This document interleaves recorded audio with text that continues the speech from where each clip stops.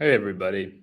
Hope you're doing well tonight. I am live from Da Nang and yeah, just been running around checking out the city, um, mostly exploring the city by bicycle, kind of my immediate neighborhood. I've got a sense of the layout. It's super convenient because it's one of those cities. Let me pull up Da Nang here.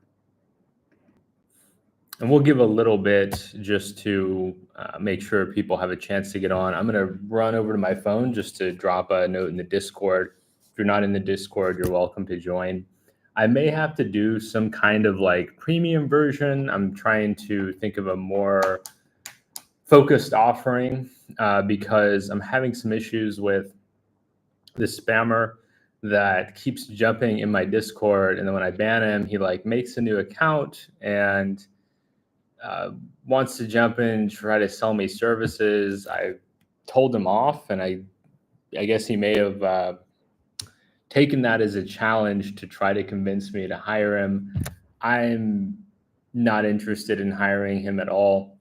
Um, and so to filter it, I may have to do some kind of option where I have a public Discord, um, and then maybe do some kind of private Discord where we can chat a bit more. I don't know, something where like you know, there's some kind of like fee and then we can just hop in there and chat. I give it out only to people who have, uh, joined the program or whatever, because I want to be able to connect with you guys. But as the channel grows and there's more and more of you guys, I've got to focus on being able to provide value for the people who most need it, right? And somebody who's trying to sell me stuff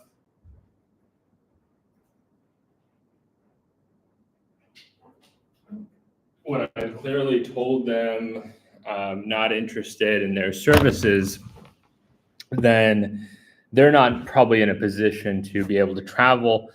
Um, so yeah, that's just kind of a brief discussion.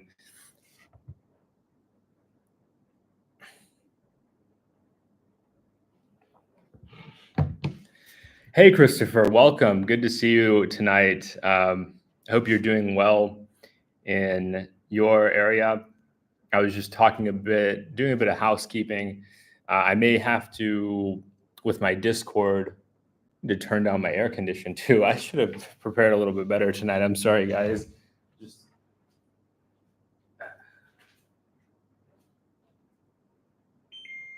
been a hectic day.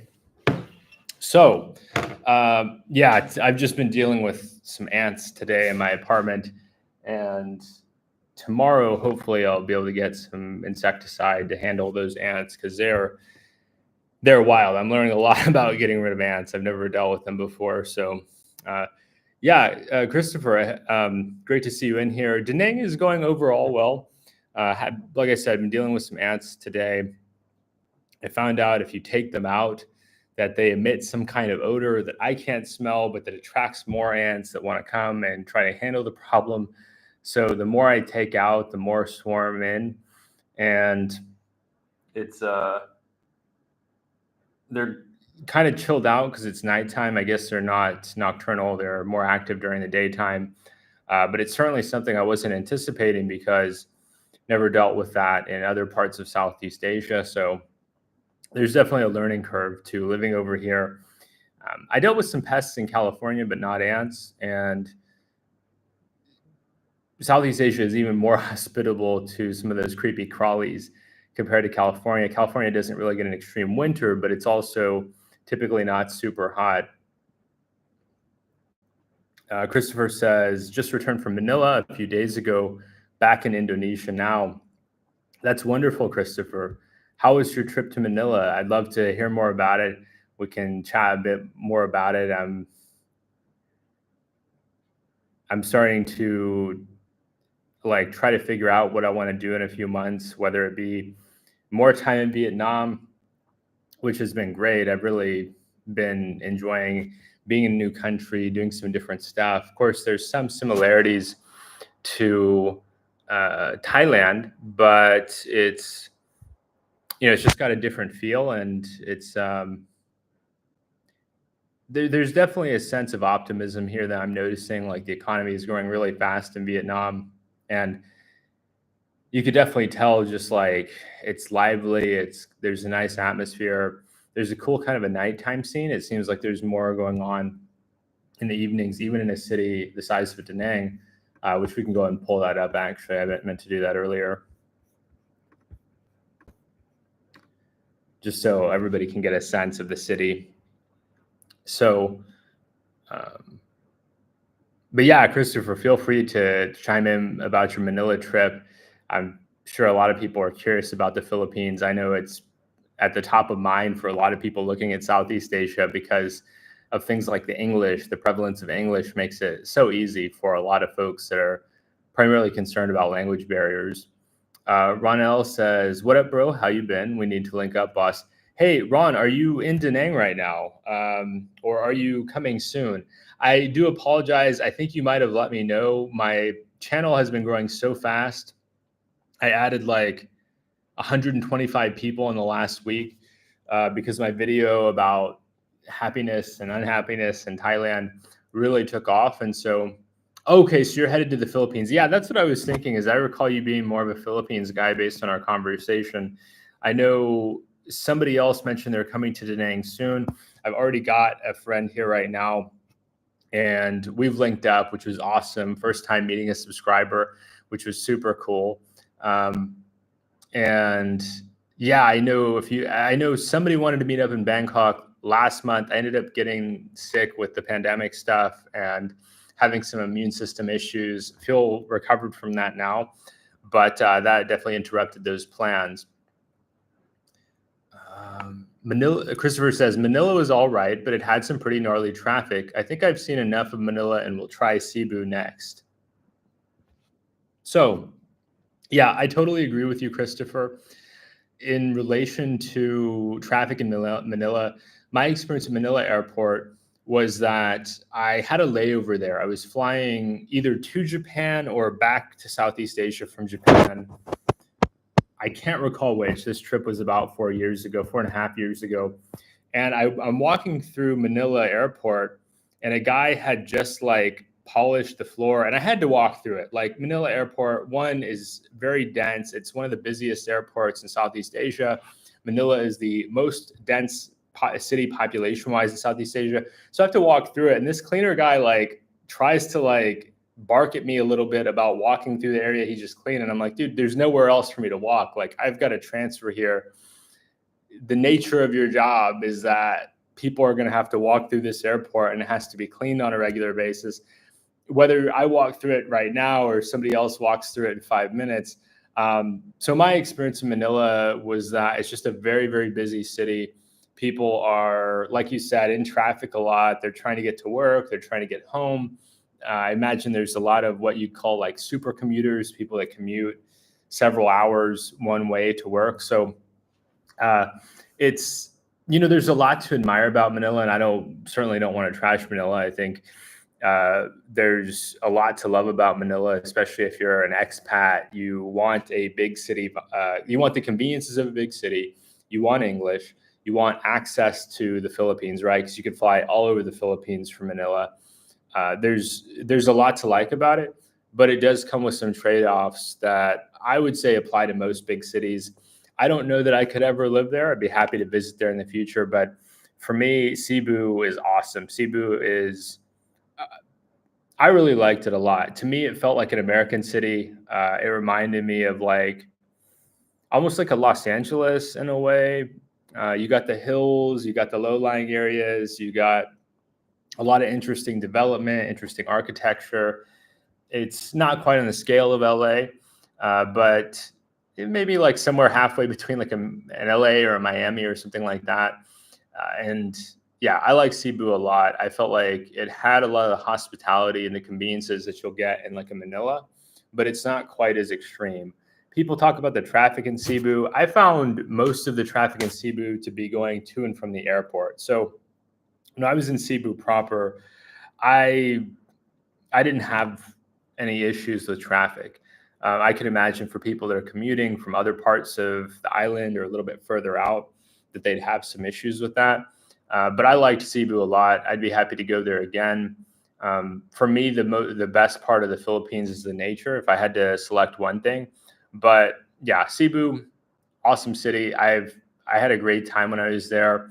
I felt like it was just a good balance between big city, having conveniences without being on the scale of Manila. Ron says going to the Philippines or Thailand and Seoul. Those are great choices, Ron. I think those are two of, I guess I'd say, the most popular countries in Southeast Asia. Like most people, I hear more about Philippines and Thailand than it seems like anywhere else, and for a good reason. Like Thailand has a long history, and then the Philippines has English. I've been to both. I've spent a lot more time in Thailand, to be fair, but I have some great friends in the Philippines and a bunch of people I want to meet up with there. So yeah, happy to meet up if we cross paths.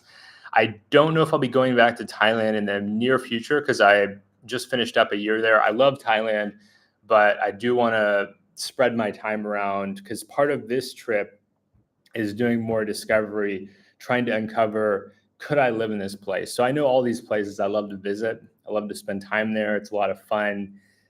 You know, we talked a lot about vacationing in Southeast Asia, but I'm trying to figure out, okay, of these places that I like to visit, which of these places would I actually want to live long term? And Seoul seems super cool. Like when I go back to America, maybe next spring, I'd like to do like a week in Seoul because I've definitely interacted with some people from there. Seems like a cool city, very, very modern. Yeah, interesting city. And I think you can't go wrong there.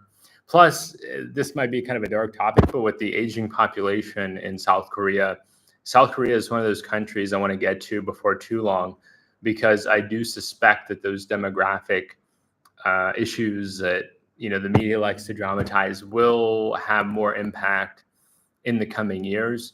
And I'd like to kind of capture a sense of what it's like before those continue to kind of compound. Brown Puppy. This is my first time interacting with Brown Puppy. Great to see you tonight. Hi, brother. How is the dating in Da Nang so far? Well, I have mixed experiences so far. One woman that I started chatting with turned out to be a professional. No judgment on her. I totally get it. That's not what I'm seeking out. And so I went back to Oh, okay. Your name is Code. We've chatted a lot in the past. Okay, great. Very good. Yeah, nice to catch up. It's I appreciate you letting me know you went by a different name just because it's it's getting tough to keep up with everybody. I do appreciate the long-time subscribers though. So the woman I initially started chatting with, she turned out to be a professional, which is not what I'm looking for. No judgment to anybody watching this, that's their preference. That's just not what I'm interested in right now. And so I matched with some other women, and we've just been kind of chatting in a cursory way, like nothing super serious, just getting to know them. I think one of them is indicated on her profile. She's interested in friends, not romance, which is totally fine by me. I like it when people are upfront about that, and I'm not really in a rush. Let's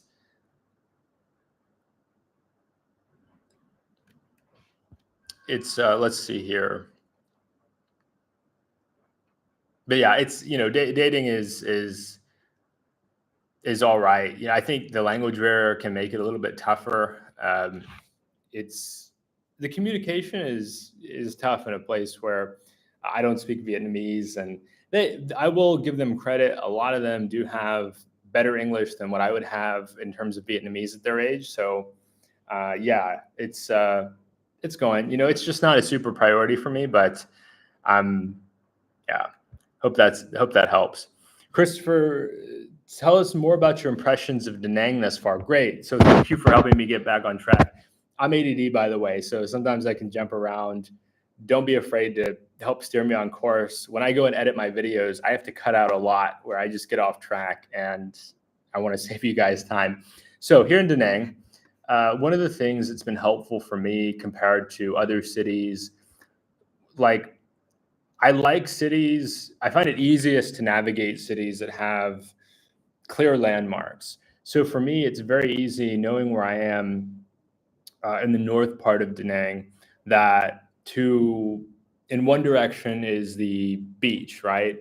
In one direction is the beach. You see like down here is like Mai Kay Beach or Quai Mai Beach.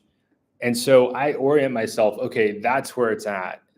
That's the end of the map. Like if we're thinking about it in terms of a video game, that's the end of the map.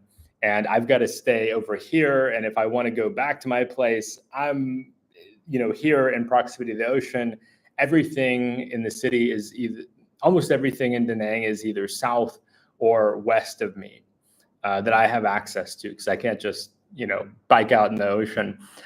So Da Nang is nice. Like it reminds me, a lot of people online have used the phrase or the term, it's like Chiang Mai by the beach. And I would agree with that sentiment to some extent. First impressions, one, I think there's more of a late night scene here than Chiang Mai. I think post-COVID, Chiang Mai, outside of some of the holidays, it seemed to be a bit sleepier after, say, 10 o'clock, 10 p.m. Where here, I've been out on the beach at even 2 o'clock in the morning and having the sugarcane juice, and people around me are having some street food. There's 4 or 5, it looks like they're selling some kind of sausage or, something like that along the beach. There's also, of course, a bunch of beachfront restaurants. A lot of the more established beachfront restaurants close before 2 a.m., but there's still people hanging out there. So that's one of the first impressions, is that if you're somebody who struggles with insomnia sometimes, or drinks too much coffee like I tend to do, or is sensitive to coffee, you're up in the middle of the night. It's not like Chiang Mai, where I go on these kind of almost, you could say, doomer walks or night walks, where you're in kind of this fugue state, and you're wandering around the city, and there's not really much going on. There's not any people out. You're it's safe, right? Chiang Mai is safe, but you're not able to engage as much, where I am able to here in Da Nang. I can go out late at night. People are stopping on their motorbikes, and they've got their Grab uniform on. They're stopping and asking, "Hey man, you need a ride?" Which got old after the 4th or 5th time, if I'm being honest, but got to respect the hustle. I've been in sales. You got to try, right? One night I did go to meet a woman who was visiting here from Thailand, closer to the downtown area. And I just walked. It was several miles each way. And it was still somewhat lively. I still saw some food vendors around the downtown. I saw somebody with I don't know if you call it a bike repair stand or something, but they were posted up helping somebody with a flat tire by the, I don't know if it was, no, it wasn't on the Dragon Bridge. It was this bridge, the Khao Song Han River Bridge. So this bridge, somebody was at the start of the bridge. We'll zoom in here a bit. Down here, on the far, well, it's not one to let me zoom in a whole lot. There we go. More around here, around this side, helping somebody to fix their tire. I don't know if they got a flat or they just needed it patched or what it was, but that was kind of cool. Also, another first impression of Da Nang, Christopher, it does feel very safe. I haven't had any instances where I felt unsafe. Not that I was expecting that. I've always heard that Vietnam is very, very safe, but I can confirm that from wandering around the city at all hours that, I haven't seen or felt anything that made me feel like I was at risk. I'll say the driving here is wild. The driving here is wild. It's something that you have to be careful about. I'm not riding a motorbike here, but I am riding a bicycle. My host of my, where I'm sitting right now, this, I guess you call it a studio. Yeah, this studio apartment, the host is very gracious. She's very kind. Perhaps one of the best hosts I've had in Southeast Asia. I don't know if she owns this building or she works for the owner or family owns the building, but she's got this building probably has 10 or 12 units, and she's been super helpful checking in with me. Her name's Hong, and I'll probably I'll check in with her first, see if she's comfortable sharing her contact info. But remind me, whoever is watching this on repeat, comment and remind me, hey, let me get Hong's contact info if you want to stay in this building. And yeah, so she's allowed me to borrow her bicycle. She's got this bicycle, and it's super convenient to run around the city, way faster than walking. I definitely recommend, if you can get a bicycle here in Da Nang and you feel confident about keeping your head on a swivel. Like, I ride totally sober. I'm very, very careful. I'm looking around constantly, double, triple checking, because vehicles will go from around, like, either way. Like, they'll come on your left side, they'll come on your right side. You have to be very cautious. The traffic here is wild, and it's just part of being in Vietnam. It's something that I'm still adjusting to. Like, I would say the worst of it is during rush hour. If you can avoid running around during rush hour, I would say, try to stay home. Or if you do come here to Nha Trang, we'll pop back out here. Pick an area like Mai Khe Beach where you could just walk to dinner, or you can walk to like a food vendor or something like that, where you're not feeling like you have to cross the city. Because rush hours, even though the city is not a Hanoi, not a Ho Chi Minh City, it's the traffic can just be pretty wild. I'm going to get some more of these comments and then happy to share some more first impressions. Christopher Brown Puppy asks, do Vietnamese girls know how to speak English? If they speak fluent English, they work at the bar. So a number of the women that I've chatted with tell me that their aspiration is to work in tourism. So they're actually studying tourism in college. There's this really big push in Vietnam for. Hey, Tony, welcome, Tony. Always good to see you. Tony is a longtime subscriber and a generous supporter of the channel through membership. Your membership is always appreciated, Tony. So I find that with the English, a lot of these women that are aspiring to work in tourism, there's a financial incentive for them to learn English, right? If they're able to have a fluent command of the English language, they could potentially start a tourism business. They could work in sales, right? I'm not sure. I don't know much. I know real estate is very expensive in Vietnam, but I'm sure there's opportunities for them to work in sales, where they're selling to Western people who speak English. Like, hey, do you want to buy a condo? Well, somebody who's fluent in English is going to be able to command that deal a lot better than somebody who maybe doesn't have that English skill. So there's a lot of opportunity for them to learn English. And the growth of the economy says to me anyway, that I don't know if I would say more so than any other country, but like there's really potentially strong benefits, not just from working in a bar. Some women do in fact work in a bar here. One woman I matched with on Tinder tried to convince me to come, meet her at a bar. I'm not doing that because it's just obvious. I mean, you Google the bar that she's suggesting that I come to, and the reviews are like, yeah, I came down here because so-and-so convinced me to come down here, and I'm paying $12 a drink. I don't drink at all. So no judgment if you do, but I don't care if the drink is 12 cents. It's just, I don't want to, that's just not my thing. So I'm not going to be tricked into coming down there and paying $12 a piece. And I wouldn't pay $12 for a drink back in the US. So why would I pay for $12 for a drink outside of the US? You're living in an expat tourist area. So actually, not so much. There's less where I am. The further away you get from this area, which I'm not staying in this area, by the way. Mai Khe Beach, it's, I suggest it for people who may be unsure, like they want those training wheels in Vietnam, because Vietnam is still rapidly developing and the tourism trail is not quite so cut and dry. There are a number of foreigners staying in my building. I think one of my neighbors is from the Netherlands.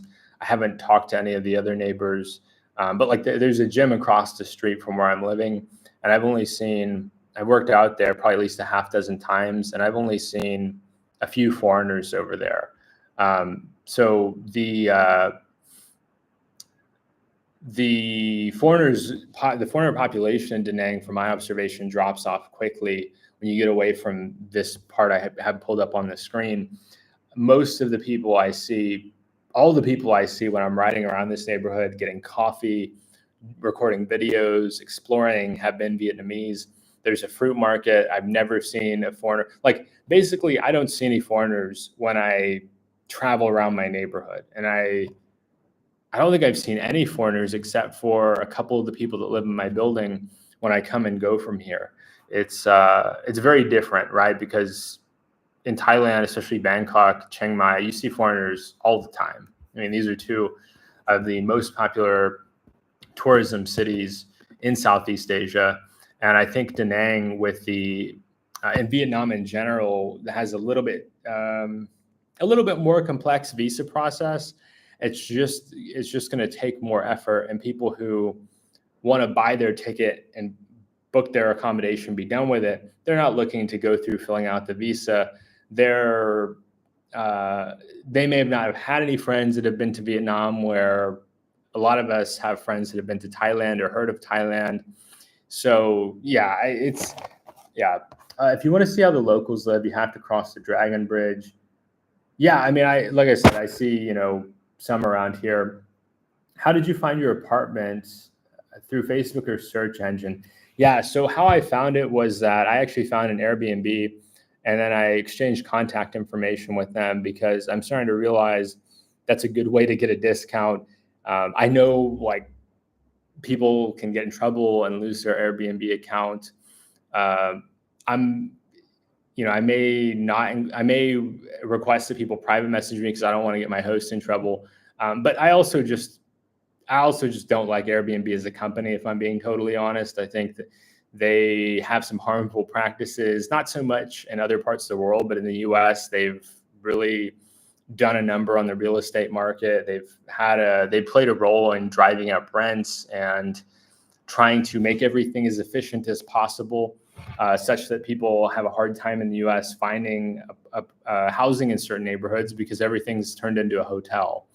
And I had a neighbor in Denver that did an Airbnb, and it was just a nightmare. Ron asks, do you think Philippines and Thailand are overrated? Not at all. Not at all. I think that,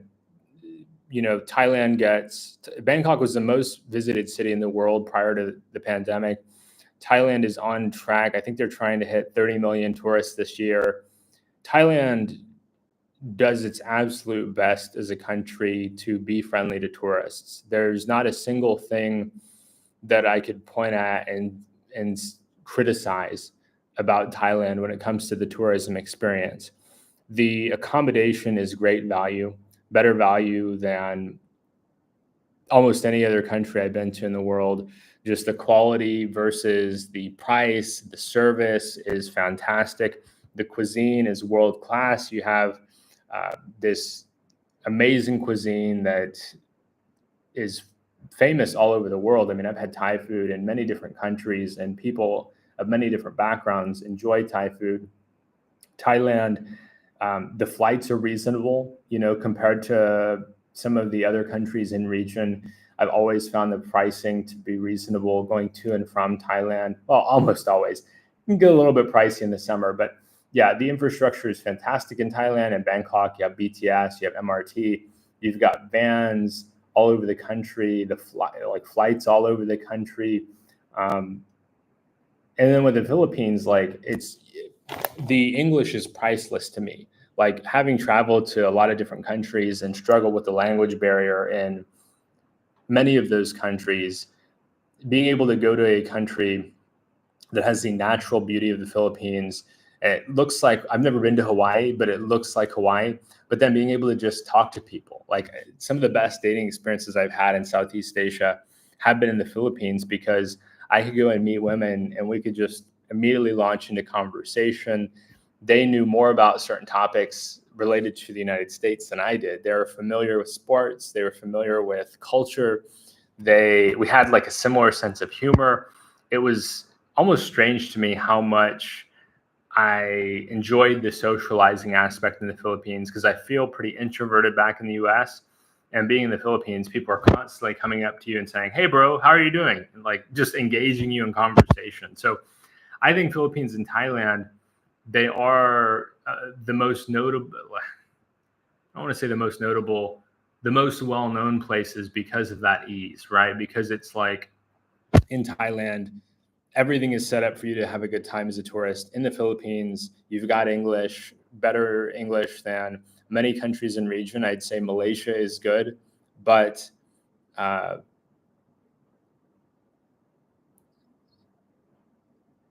yeah, and Singapore is good as well. Singapore is expensive, and I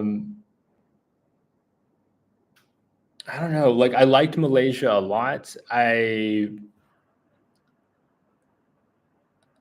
I felt like the Philippines has more people in the Philippines have more familiarity with U.S. culture because the Philippines is a former U.S. colony, because you have the popularity of basketball in the Philippines, because you have a lot of veterans that have spent time in the Philippines.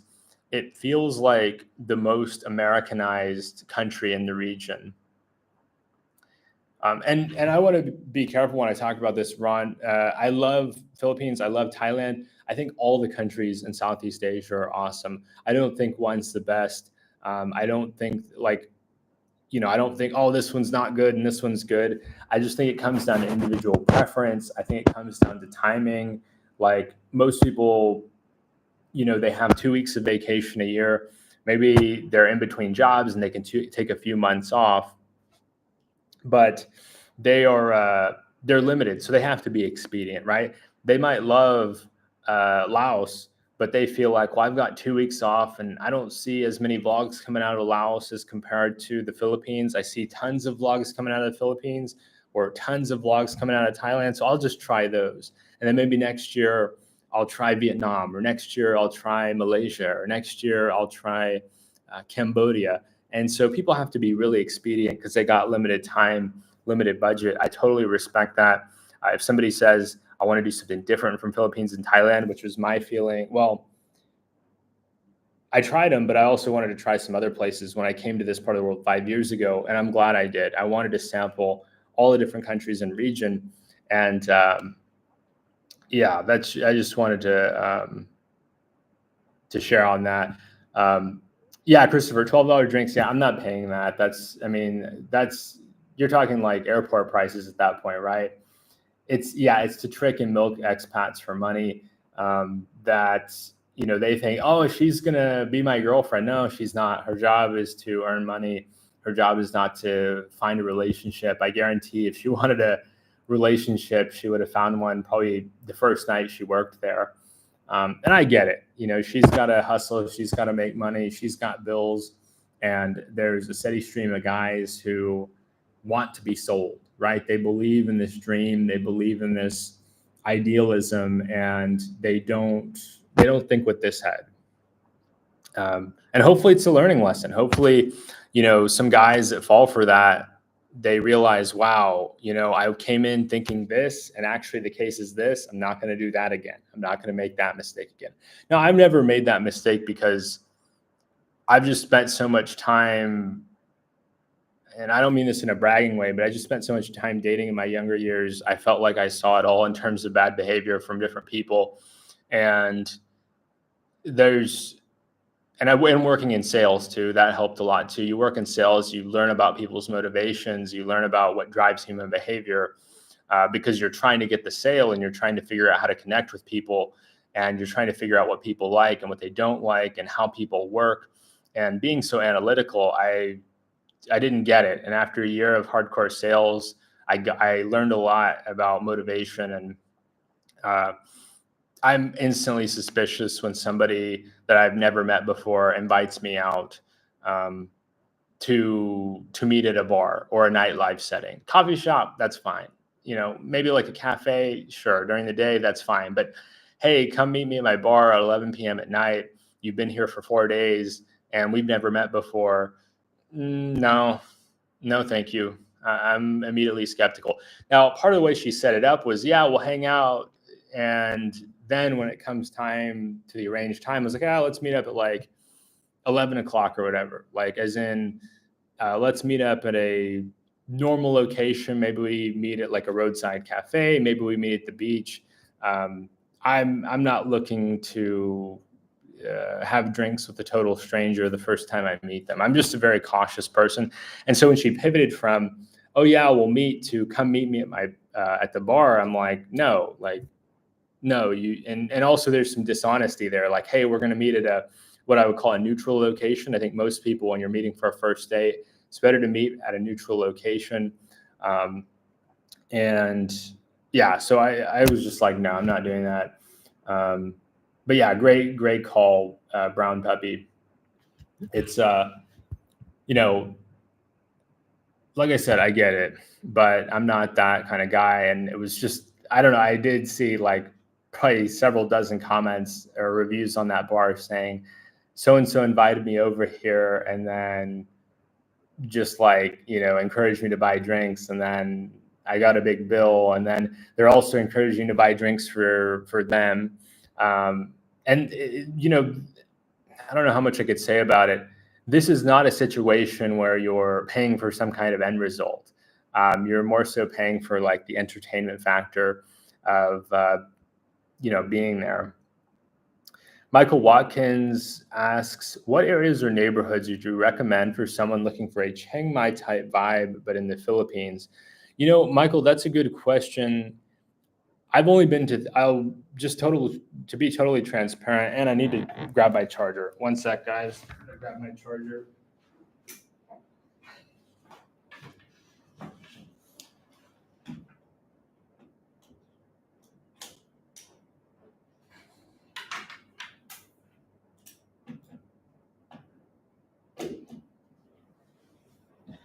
Okay, we got that.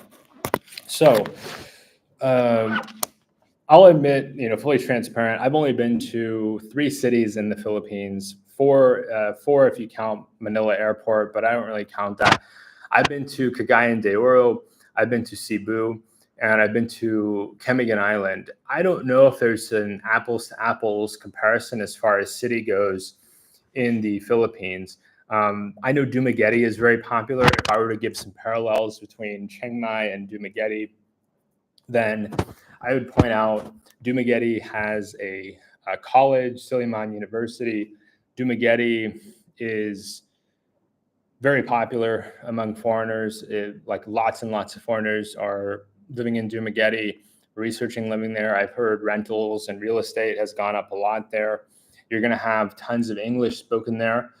Chiang Mai, not as much English, but it's improving. Chiang Mai has a lot more English than it did when I first went there 6 years ago, for example.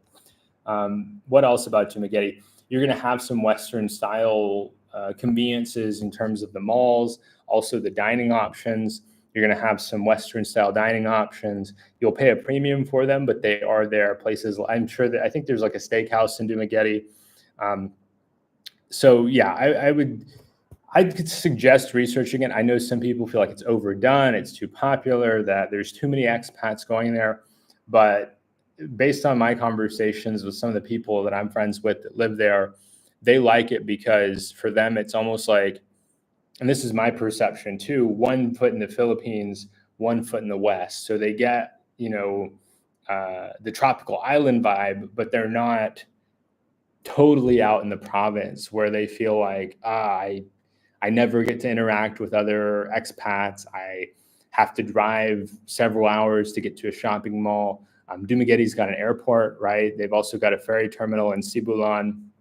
So I'd start with researching Dumaguete, and then I'd also just look up perhaps other like cities with a college in different parts of the country.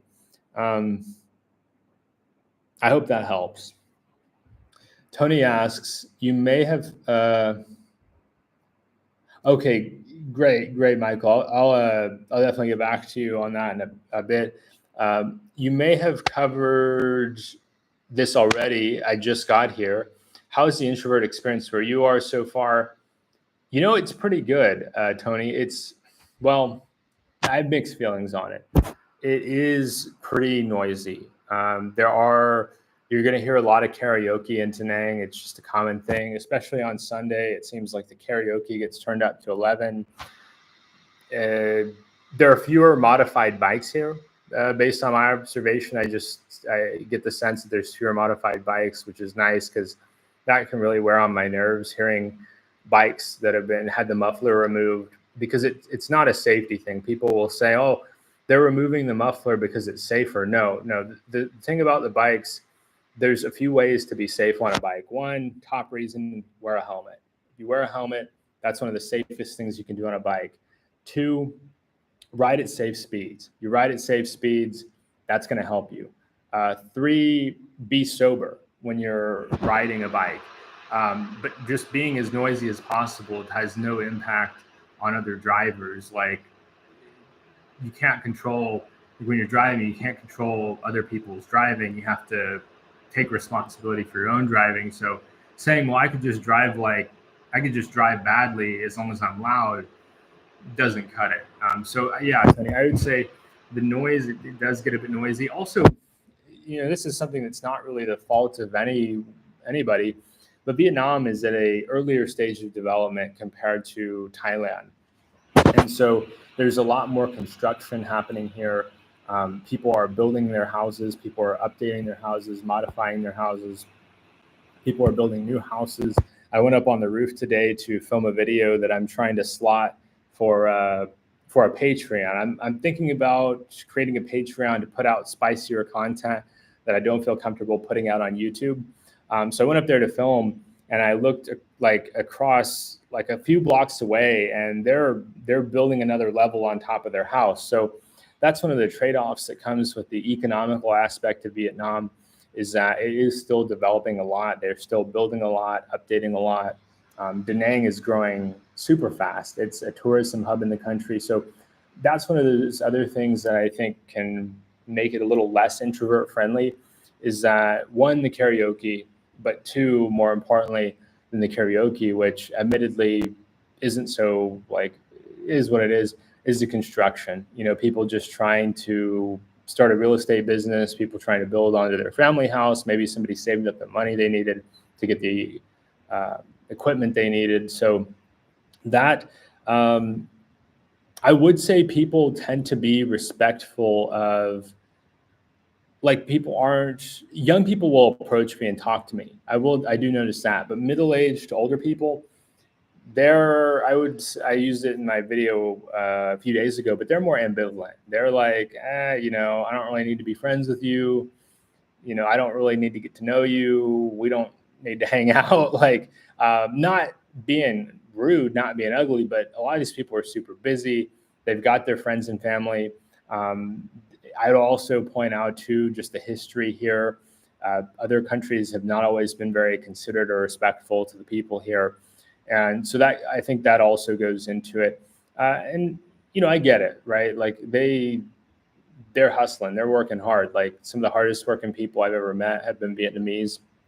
So I don't take offense to it, but I actually do find it refreshing. I do find it refreshing that people, middle-aged to older people, are not coming up to me and trying to, trying to talk to me. People are pretty business forward.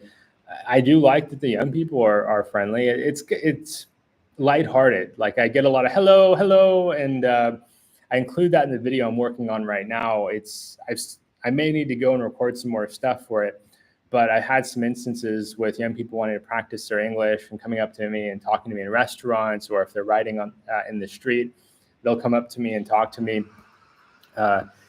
What else about introversion?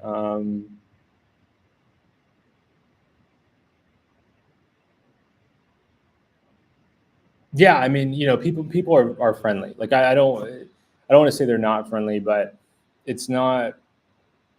In some countries, people are over the top friendly because they really are that way. Like in Colombia, Colombians are so friendly, but sometimes you just don't want to talk. Sometimes you just want to be in your own space, in your own head. Greatness is often crafted in isolation, and it's a nice change here. And I noticed too, with people who maybe not have any English, they'll smile at me. in some cases, but because they're concerned about being able to hold a conversation with me, then like in coffee shops, I'm left to my own devices. I'll get a coffee and there might be a half dozen Vietnamese guys sitting there and having coffee, but they're engaging with each other. Same in the gym. I go to a gym across the street and I'll be the only non-Vietnamese guy person there. So they'll be talking amongst themselves. They're not trying to be exclusive. They just feel like, well, we can't speak English. He can't speak Vietnamese. So we'll just give him his space. But people have been respectful in the gym, like very respectful. Nobody comes over and takes my equipment like in the US, I've had people argue with me over equipment multiple times. They don't have this aggro vibe. Like it's a really fitness conscious city, which I really admire. It's one of the more fitness conscious cities I've ever been in. Like tons of people at all the gyms I've seen. But yeah, very respectful. So yeah, I would say it's introvert friendly. Like I don't know how I'd put it on a scale of 1 to 10. That's something I may need to do a video on. I do need to do a video on that, Tony. But yeah, great question. Brown puppy. Ronell says red flags. Yeah, definitely red flags. Yeah, there are tourists that run into that brown puppy. You have to be cautious of scams anywhere in the world. I've heard similar scams in many different countries. Michael says, honestly, I'm not quite so drawn to Chiang Mai because of Western style things. It's more due to the idea of having cheap rent and lots of cheap things to walk to and do. In that case, Michael, I don't know, like the Philippines is not the cheapest country in Southeast Asia. I would put it like behind Singapore, ahead of Malaysia. Malaysia has gas subsidies, right? Because Malaysia is really big in the oil and gas industry, which helps to reduce their transportation costs. The Philippines doesn't have that. The Philippines also imports a lot of stuff. So everything a lot of the things that you're enjoying or getting in the Philippines have had to come there on a boat or a plane. So I wouldn't necessarily call it the cheapest place. I do know it has a reputation for being more economical than the US, which I would agree with. But I wouldn't necessarily call it the cheapest place.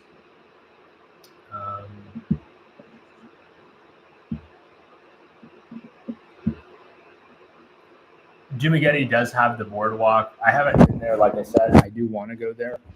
Next time I go to the Philippines, I will be going to Dumaguete.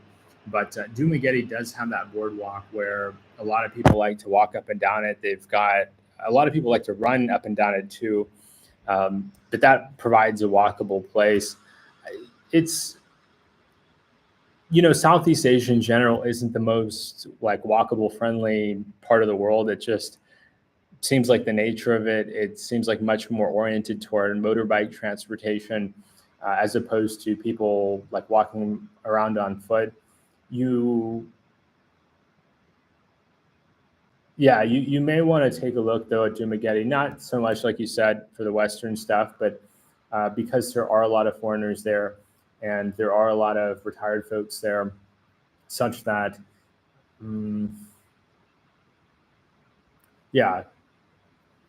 Brown Puppy feels that Chiang Mai and Da Nang are better. But if you go to Dumaguete for the women, there are none because most work abroad or taken. Yeah, I would say Dumaguete is probably not your best bet for dating just because there's just so many people there so many foreigners there that you're not really sticking out as a foreigner. It's not as interesting. There's not that synchronized sort of feeling where like, I like to date women in other countries because they have these unique experiences. They also are curious about me, what my life is like. In Dumaguete, telling somebody, hey, I'm an American, they've met tons of Americans, right? They've heard about what it's like to live in Cleveland, Ohio, or Seattle, Washington, or Ithaca, New York. And it's not going to be as interesting or exciting to them. And you also like Brown Puppy mentioned, you got a lot of OFWs where there are plenty of people from Dumaguete that are actually living in, say, USA, UK, Australia. You've got that dynamic. Christopher says, oh geez, the loud motorbikes, bad in parts of Manila and here in Indonesia. I think it's just about being obnoxious. Yeah, Christopher, I agree with that. I think that it's just about getting attention and being disruptive. That's one of the things that did bug me a little bit about living near Chiang Mai University is a lot of, like a big chunk of those young male university students, they're doing that for attention grabbing. And it's just annoying. It's just annoying. Like it's annoying. I don't know how else to put it. Brown Puppy, there's no noise restriction. They'll do construction all day. Yeah, I mean, like I got woken up this morning about 8 o'clock from the gym I go to, turning up the music real loud, and then a couple hours later, there was a bunch of young kids screaming out in the street, and yeah, did not feel very good. Eventually, I got back to sleep, but that can be a bit annoying. Christopher, fake mufflers tend to be loud and are called brong here. People don't like them, and the cops are beginning to crack down. Great. I'm glad to hear that, Christopher, because there's no point to it. I mean, it'd be one thing if there was some kind of genuine purpose or some kind of obvious benefit, if it actually made things better. If it was a safety feature, I'd be willing to support it. I know a lot of people, a motorbike is their only means of transportation, and they need to have it. But the muffler does not impact removing the muffler does not improve the safety of a motorbike. It doesn't make it more gas efficient. It's not productive. It's actually harmful.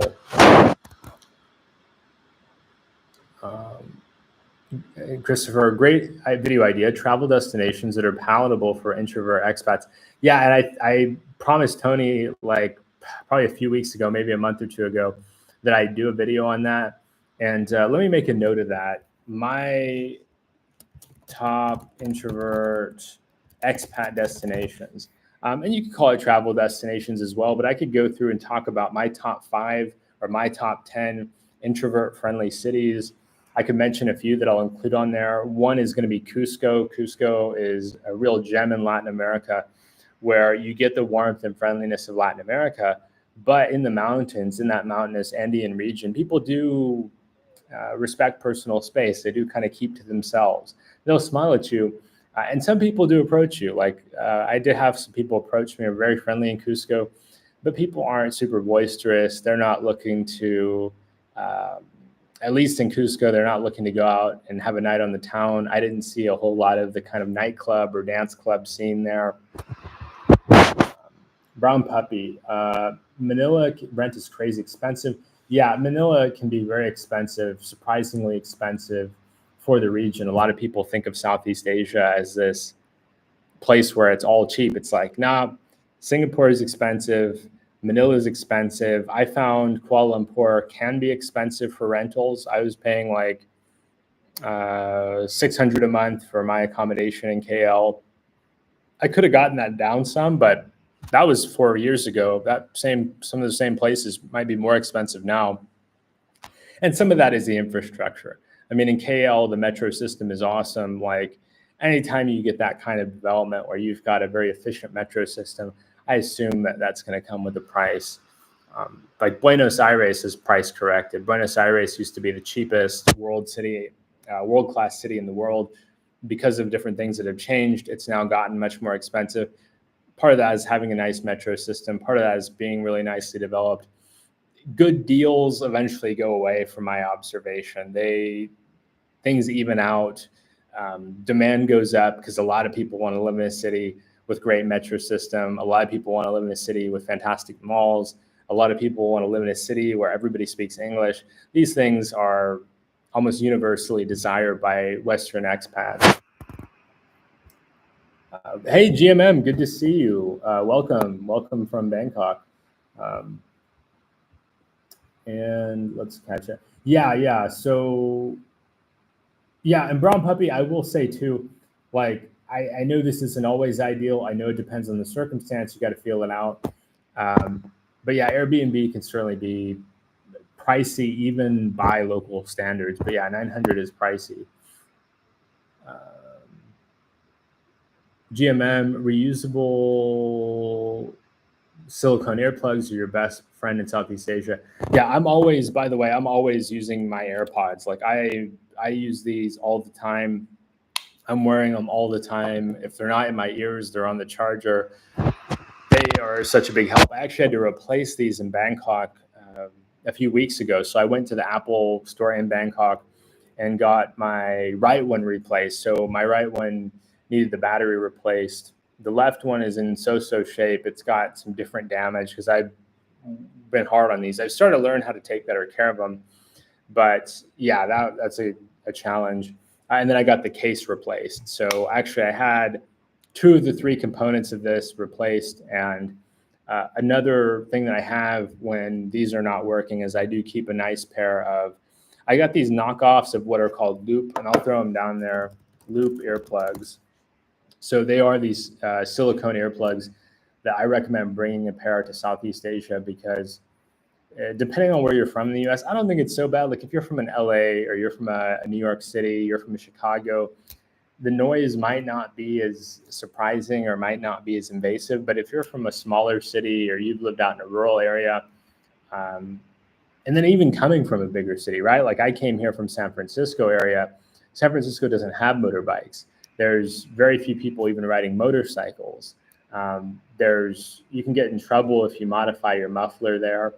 And a lot of people there don't even like big vehicles to begin with because the roads are really tight, parking's tight, everything is just crammed together.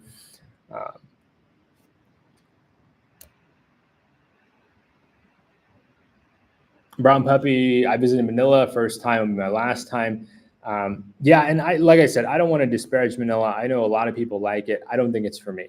Just based on what I know about myself and my experience traveling to a lot of different countries and the short time I had at Manila Airport, it's, to me, the biggest things about the Philippines are the awesome people, the beautiful nature, some of the most beautiful nature I've ever seen in my life, probably the most beautiful nature I've ever seen in my life. Also, the laid back lifestyle. And so when I think about a city like Manila, 25 million people, most densely populated city in the world, I don't think laid back. I don't think there is beautiful nature within a few hours in Manila. And I have some subscribers outside. There's a guy named Michael who's awesome. I've connected with him several times. He's been on some of our streams. He lives outside of Manila, so he gets the best of both worlds. He gets the conveniences of Manila. He gets to go to the shopping malls. He gets to have the Western style restaurants, but he's not in that city. So with Manila, I would say being willing to live a couple hours outside the city, you get the best of both worlds. You get the modern conveniences, you get some of the infrastructure that exists in Manila.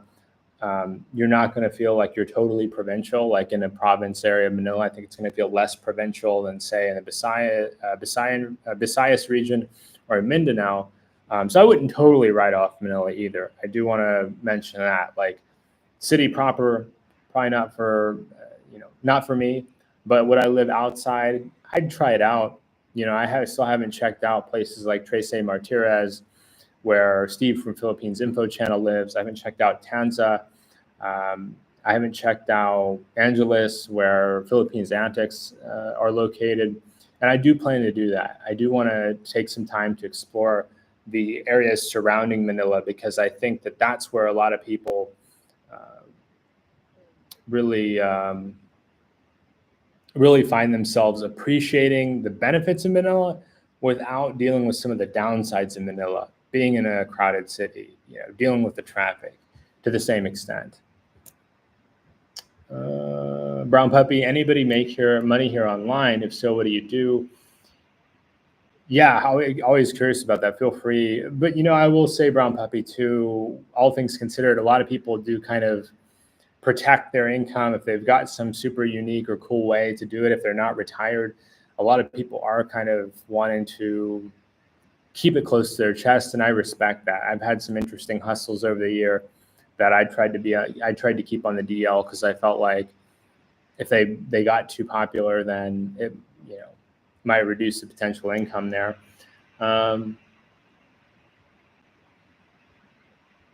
Tiny condo. Bangkok is a world-class city. That's why it's so popular with tourists. Absolutely agree. Bangkok is like Miami, but much safer and triple the size, to be fair, triple the population, or 2.5 times the population in the metro area.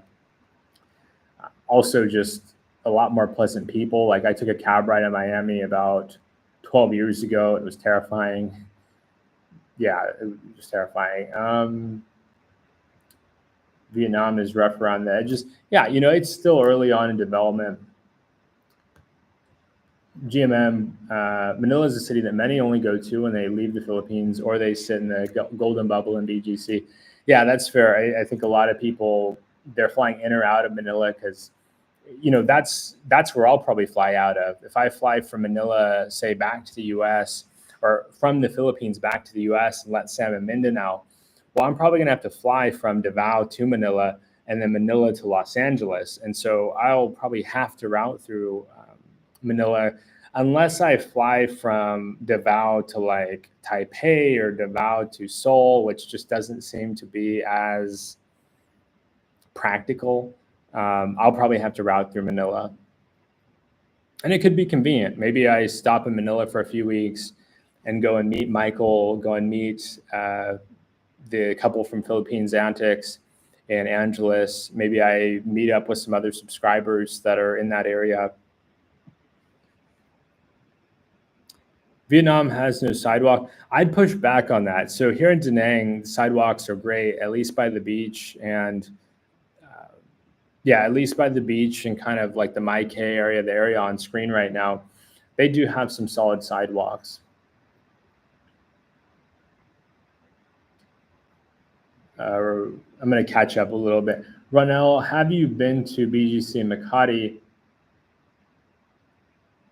I haven't. I do want to go there though, and sometimes I regret like not taking a job there. So a lot of people think, oh, you can't work in the Philippines. So I actually worked for a company that had an office in BGC, and I didn't stay to check it out because I got another offer that was really lucrative. But if I'd stayed at my old company, who knows? I might have been able to transfer over. I know an American from my hometown, Nashville, who actually moved to BGC, works for an American corporation, earns a Western wage, best of both worlds. She gets the Western wage with living in the Philippines. I can't imagine a better arrangement if you're in your working years. But, there was some luck of the draw there. There was a lot of hard work that went into that. Tony says, I have to get back to work. See you soon, Alex. Thanks so much for joining us tonight, Tony, or today in your neck of the woods. I hope you have a great day and hope to catch you next time. Ronell, Christopher says, great chat here. Perhaps an Eastern Dreamer Discord to share info between lives. Yeah, let me grab you the link for that really quick, Christopher, because I imagine you and some other folks would benefit from me throwing that Discord link down here. And yeah, here's the Discord link. So there's a Discord. If anybody is unfamiliar, feel free to join that.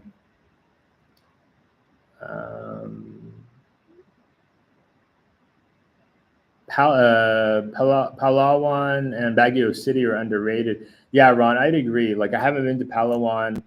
Baguio, though, seems awesome to me. Being up in the mountains. Why don't we move over to Baguio here on the map? So you're up here in the mountains. Like, I've heard 10, 15 degrees cooler than the lower lying areas in the Philippines. A lot of foreigners have moved here. So you've got like SM City, Baguio, the super modern chain. You've also got plenty of hiking in the surrounding areas. A Filipina from Baguio actually added me on Facebook and we chatted a bit, but she wasn't really my type, so I didn't pursue it. But yeah, super popular among foreigners. Baguio is super popular.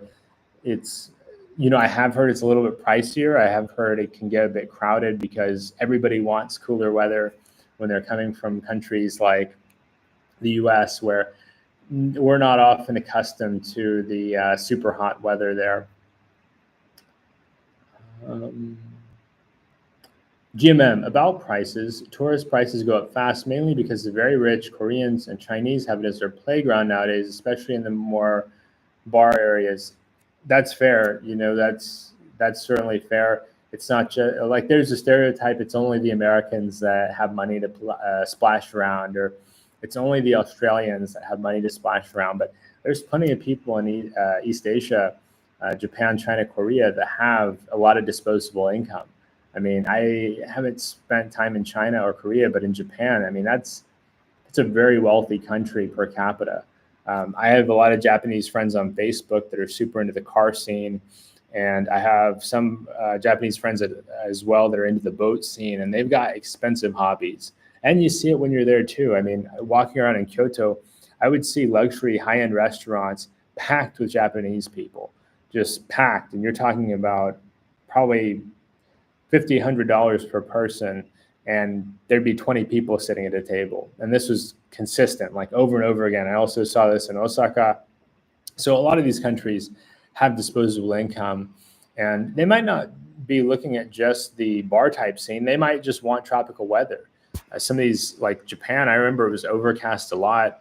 I imagine South Korea and China have some of the same overcast weather in the winter, and they want to feel that sun on their skin.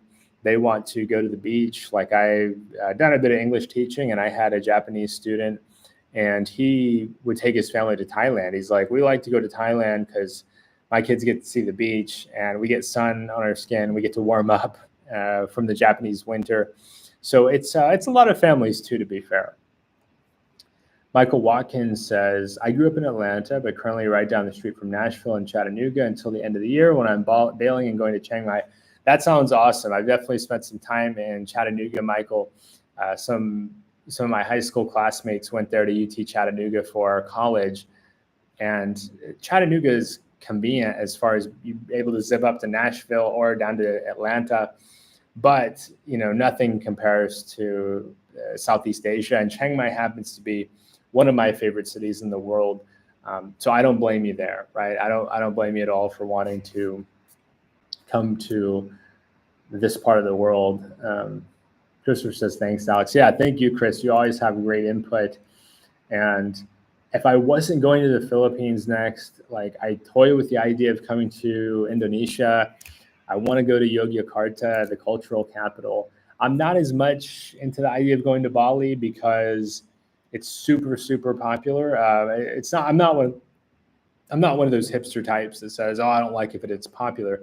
But some places that are super, super popular can have a kind of a transient vibe, right? Like it can be a little bit tougher, I think, in a place like Bali to make long-term friends because you got people coming in for a week, coming in for 2 weeks, and then heading on to the next destination, heading back to Australia, heading back to other parts of Southeast Asia. I mean, Bali is also popular among people from the Philippines. It's also popular among Thai people, Vietnamese people.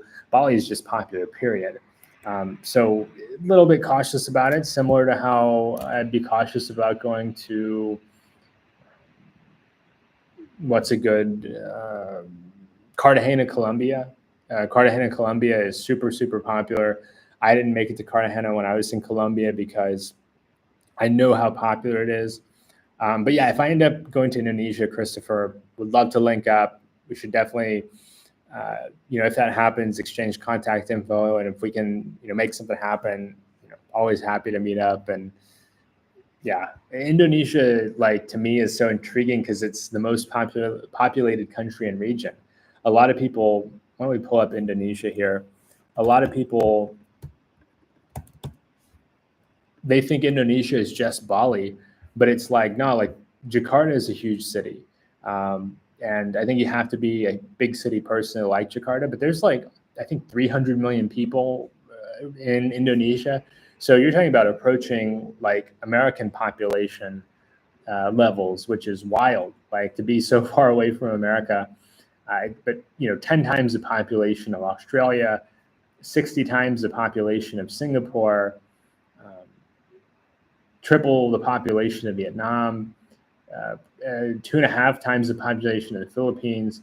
So yeah, Indonesia definitely high on my list. It's also what some people I think are calling an Asian tiger.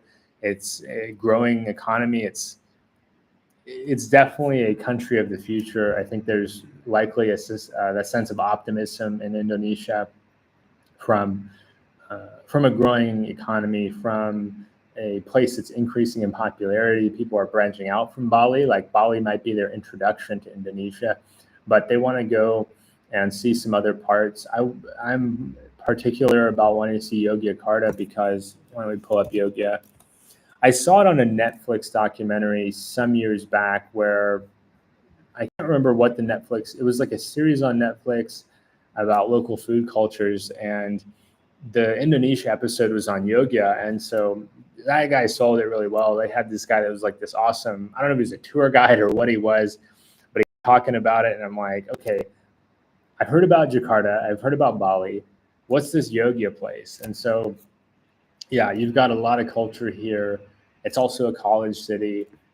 You've got some of the conveniences as far as like malls go. So that's where I'll start. There's a remote area, and this is going to have to be in the far future. I don't know. Let's see if I don't recall exactly where it is, but I want to go see Komodo dragons. And there's an island in Indonesia. It's remote. Maybe I'll have to. Maybe it's Sulawesi. But there's an island in Indonesia that's famous for the Komodos, and I want to go see them. I have to get a guide because they can be dangerous. They're these huge lizards. Let's pull this up here really quick.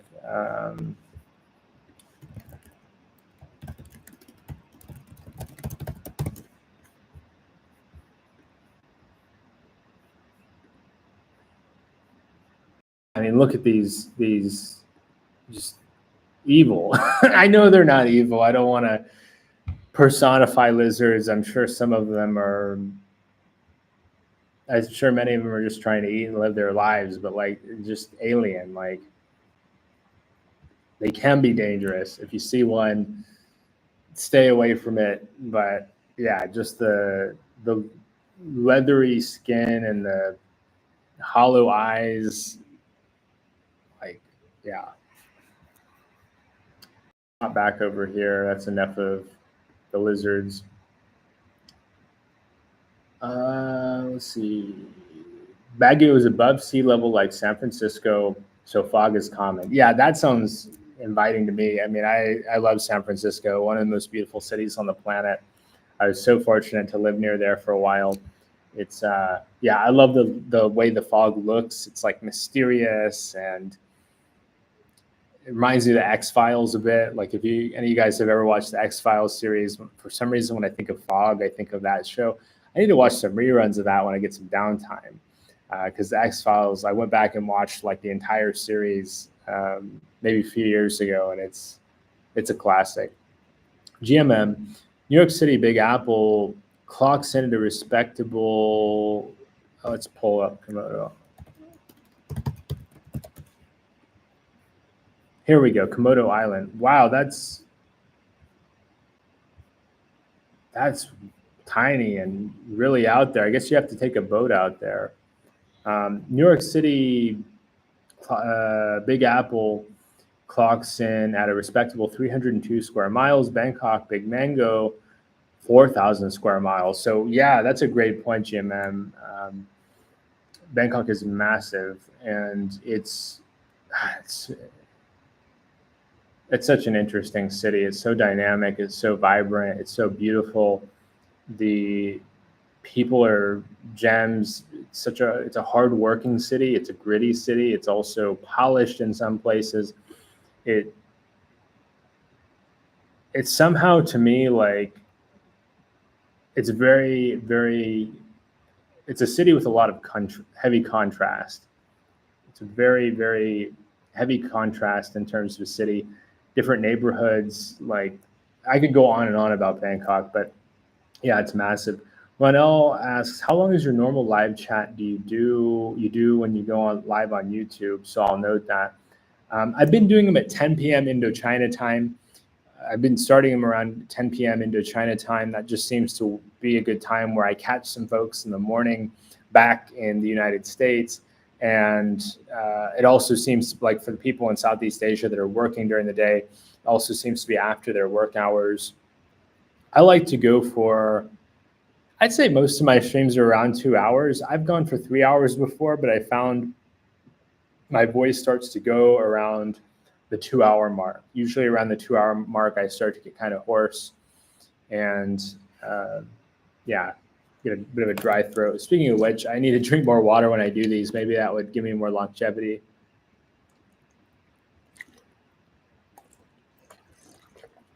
GMM, go to any exclusive rooftop bar and they're full of wealthy East Asians.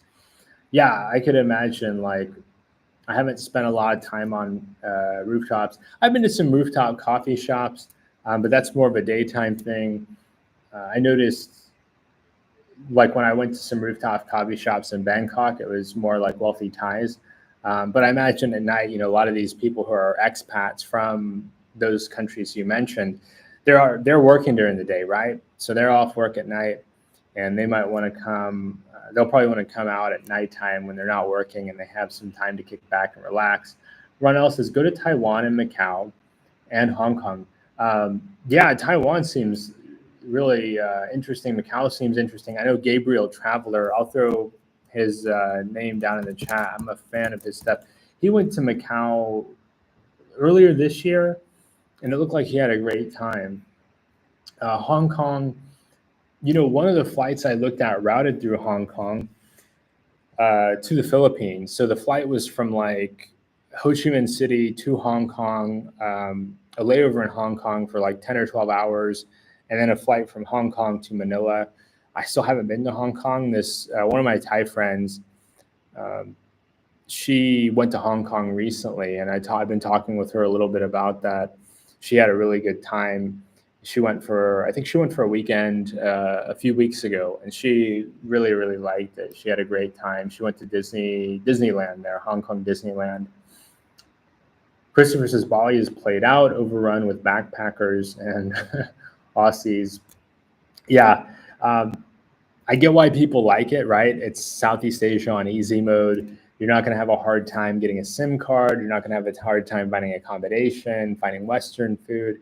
But the trade-off from that ease of access, that low barrier to entry, is that you're going to get a lot of people who are inexperienced traveling. You're going to get a lot of people who are just there for a week. You're going to get a lot of people who are just there on vacation, who want to have a blast. I've heard also there's a lot of pushy salespeople there, like walking around in certain parts of Bali. Well, I've seen videos of it, like Gabriel, who I mentioned down below. He shows a video of him walking around in Bali, and people are just coming up to him every single step. Hey, man, you want to buy this? Hey, man, you want to buy that? And that can just wear on you. I mean, especially if you've been traveling for a long time and you're maybe a little bit homesick, you've gotten in this repetition where the destinations seem to blend together. You feel like you're in a theme park, or maybe not quite a theme park, but like, I just don't like pushy salespeople. When I was a salesperson, probably part of the reason I got laid off was that I had some caution or concern about being pushy, about being too pushy. Jim M says the truth is that Westerners ain't the rich people in Southeast Asia anymore. I'd say there's what's the word I'm looking for? I would say that the wealthy Westerners are quieter about their wealth in Southeast Asia, because you pay attention enough Southeast Asia content, you hear about wealthy Western people, they just tend to be super low key. They don't want to draw attention to themselves. They don't want people to know that they're wealthy. They may be concerned about people in their area finding out that they've got money and coming up to them and asking them for money, breaking into their house. Like, if you announce or advertise your wealth, anywhere in the world, you will be a target to somebody, unless you're in like a Singapore, maybe, or you're in like a Switzerland or a Luxembourg or a Liechtenstein. Maybe you're on the upper west side of Manhattan, you're in some kind of exclusive enclave that could protect you. But most people don't live in those places. And so if you are very wealthy, like I disagree that the Western people aren't necessarily wealthy. I think that a lot of wealthy Western people have had to be low key. Like some of the wealthiest people I've ever met in the West are very low key. I've met several billionaires when I was living in San Francisco. You wouldn't be able to tell them that they were billionaires on the street. I recognize them because I know about their businesses. I know that they are CEOs of publicly traded companies. I know they own, like the CEO of the company I used to work at. You would never, like, he's not wearing a Rolex. He's rarely wearing fancy clothes. He'd often come to the office in like jeans and a t-shirt. There's nothing about him that if you didn't know about his background, like he doesn't want to be a target. He doesn't want to get harassed. He doesn't want people to know where he lives. He doesn't want people to know how much money he's got. He doesn't want people to know. Like when you're at certain levels of wealth, you're just a target. And let's be honest, East Asian countries are higher trust societies than the Western democracies. You're not as likely to be a target in a Korea or a Japan as an ultra high net worth individual as you are in the United States. Like I know I'm Facebook friends with a Nissan executive, and he's fairly ostentatious. Like he posts pictures of him in Monaco. I have another Facebook friend I've actually met up with in real life where he posts pictures of him in Japan driving an $800,000 Ferrari at the track.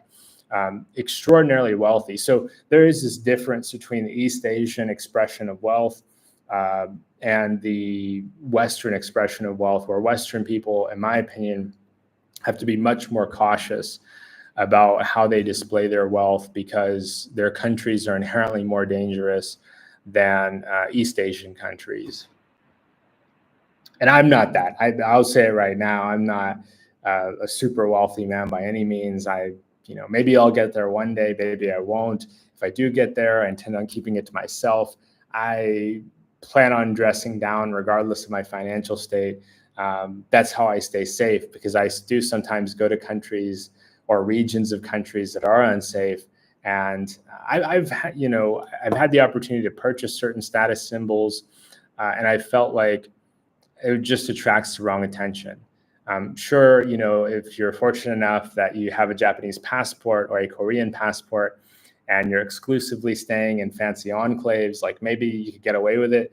But I wouldn't even feel safe in my home city dressing up really nice. Now, are there a lot of poor Westerners? Let me contradict that a bit. Yeah, there's a lot of Western people on a pension that they can no longer afford to live in Australia or a United States anymore, and they're in survival mode. I know, like Mark from Every Man Has a Story, I know he's controversial, but he's talked about that, right? He's talked about how he wouldn't be able to make it in the US. He's been very transparent about that. And, he's the type of guy that, like, he did pursue status symbols. He'll tell you, like, he owned a fancy Infiniti. He had a really big house in the West. And so you are going to see, you do see a lot of guys who the choice is to either work until they pass on in the West or come and live a modest lifestyle in Southeast Asia, rent a modest home, drive a modest vehicle. In some cases, they've been divorced, right, where they had to split up their assets. They had to spend money on high-priced divorce lawyers. They had to pay child support. And so their wealth creation has been mitigated by some of the personal factors in their life.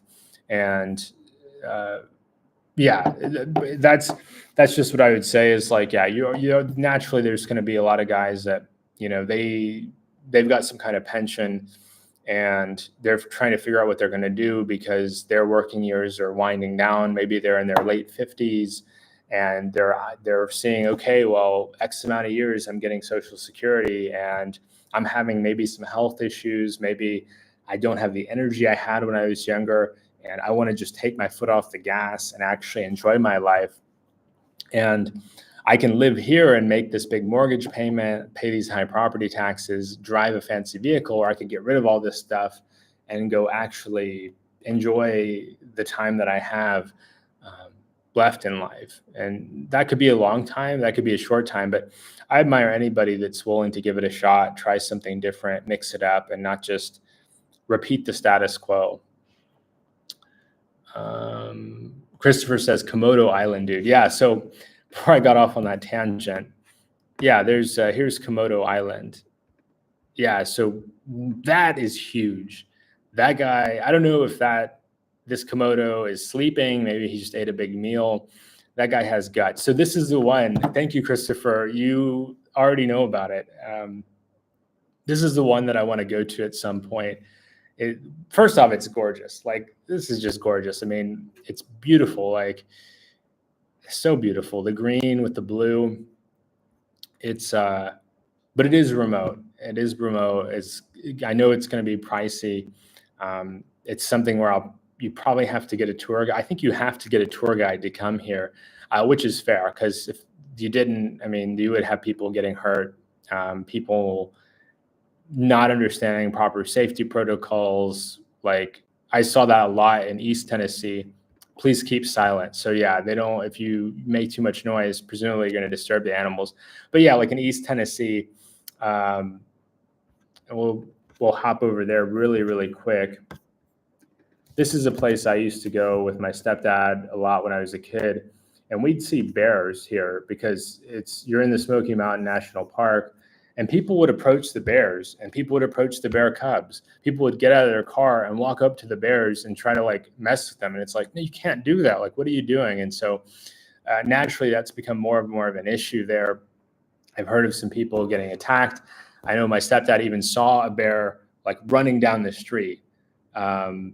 And these animals can be very dangerous. Like, people will get in their heads that like, oh, it's fine, but like, no. And Gatlinburg is way more populous and has way more infrastructure than Komodo Island. Whereas imagine if you have a problem in Komodo Island, you're probably not very close to substantial medical facilities. It doesn't look very populated. I don't even know how long the ferry ride is. You may be able to chime in, Christopher, if you're still with us, on how long that ferry ride is. But I imagine it's a fairly lengthy ferry ride to go to somewhere with infrastructure where you could get treated if you were to be bitten or attacked by one of these Komodo dragons. Their saliva is very toxic as well. It can lead to infection. Ronell says, I like Twilight Zone and Unsolved Mysteries. Same, Ron, same. Yeah, both are very, very good. Christopher says, Near Nusa Tenggara Timur. And Ronell says, and Tales from the Dark Side. Jim M says, long time I seen X-Files. Maybe time for a binge watch that old series before mobile phones and internet. That's what I like about it, is you look at the X-Files and people aren't pulling out their cell phones. People aren't texting. The world moved a little bit more slowly back then. I look back on that time fondly. Christopher says, yeah, take a ferry to Komodo. GMM, $100 plus for a drink, an exclusive rooftop bar in Bangkok. That's not a normal tourist budget. Yeah, no, I cannot imagine spending $100 for a drink. I have a hard time bringing myself to spend $100 plus on a meal. And I love food. I'm a big foodie.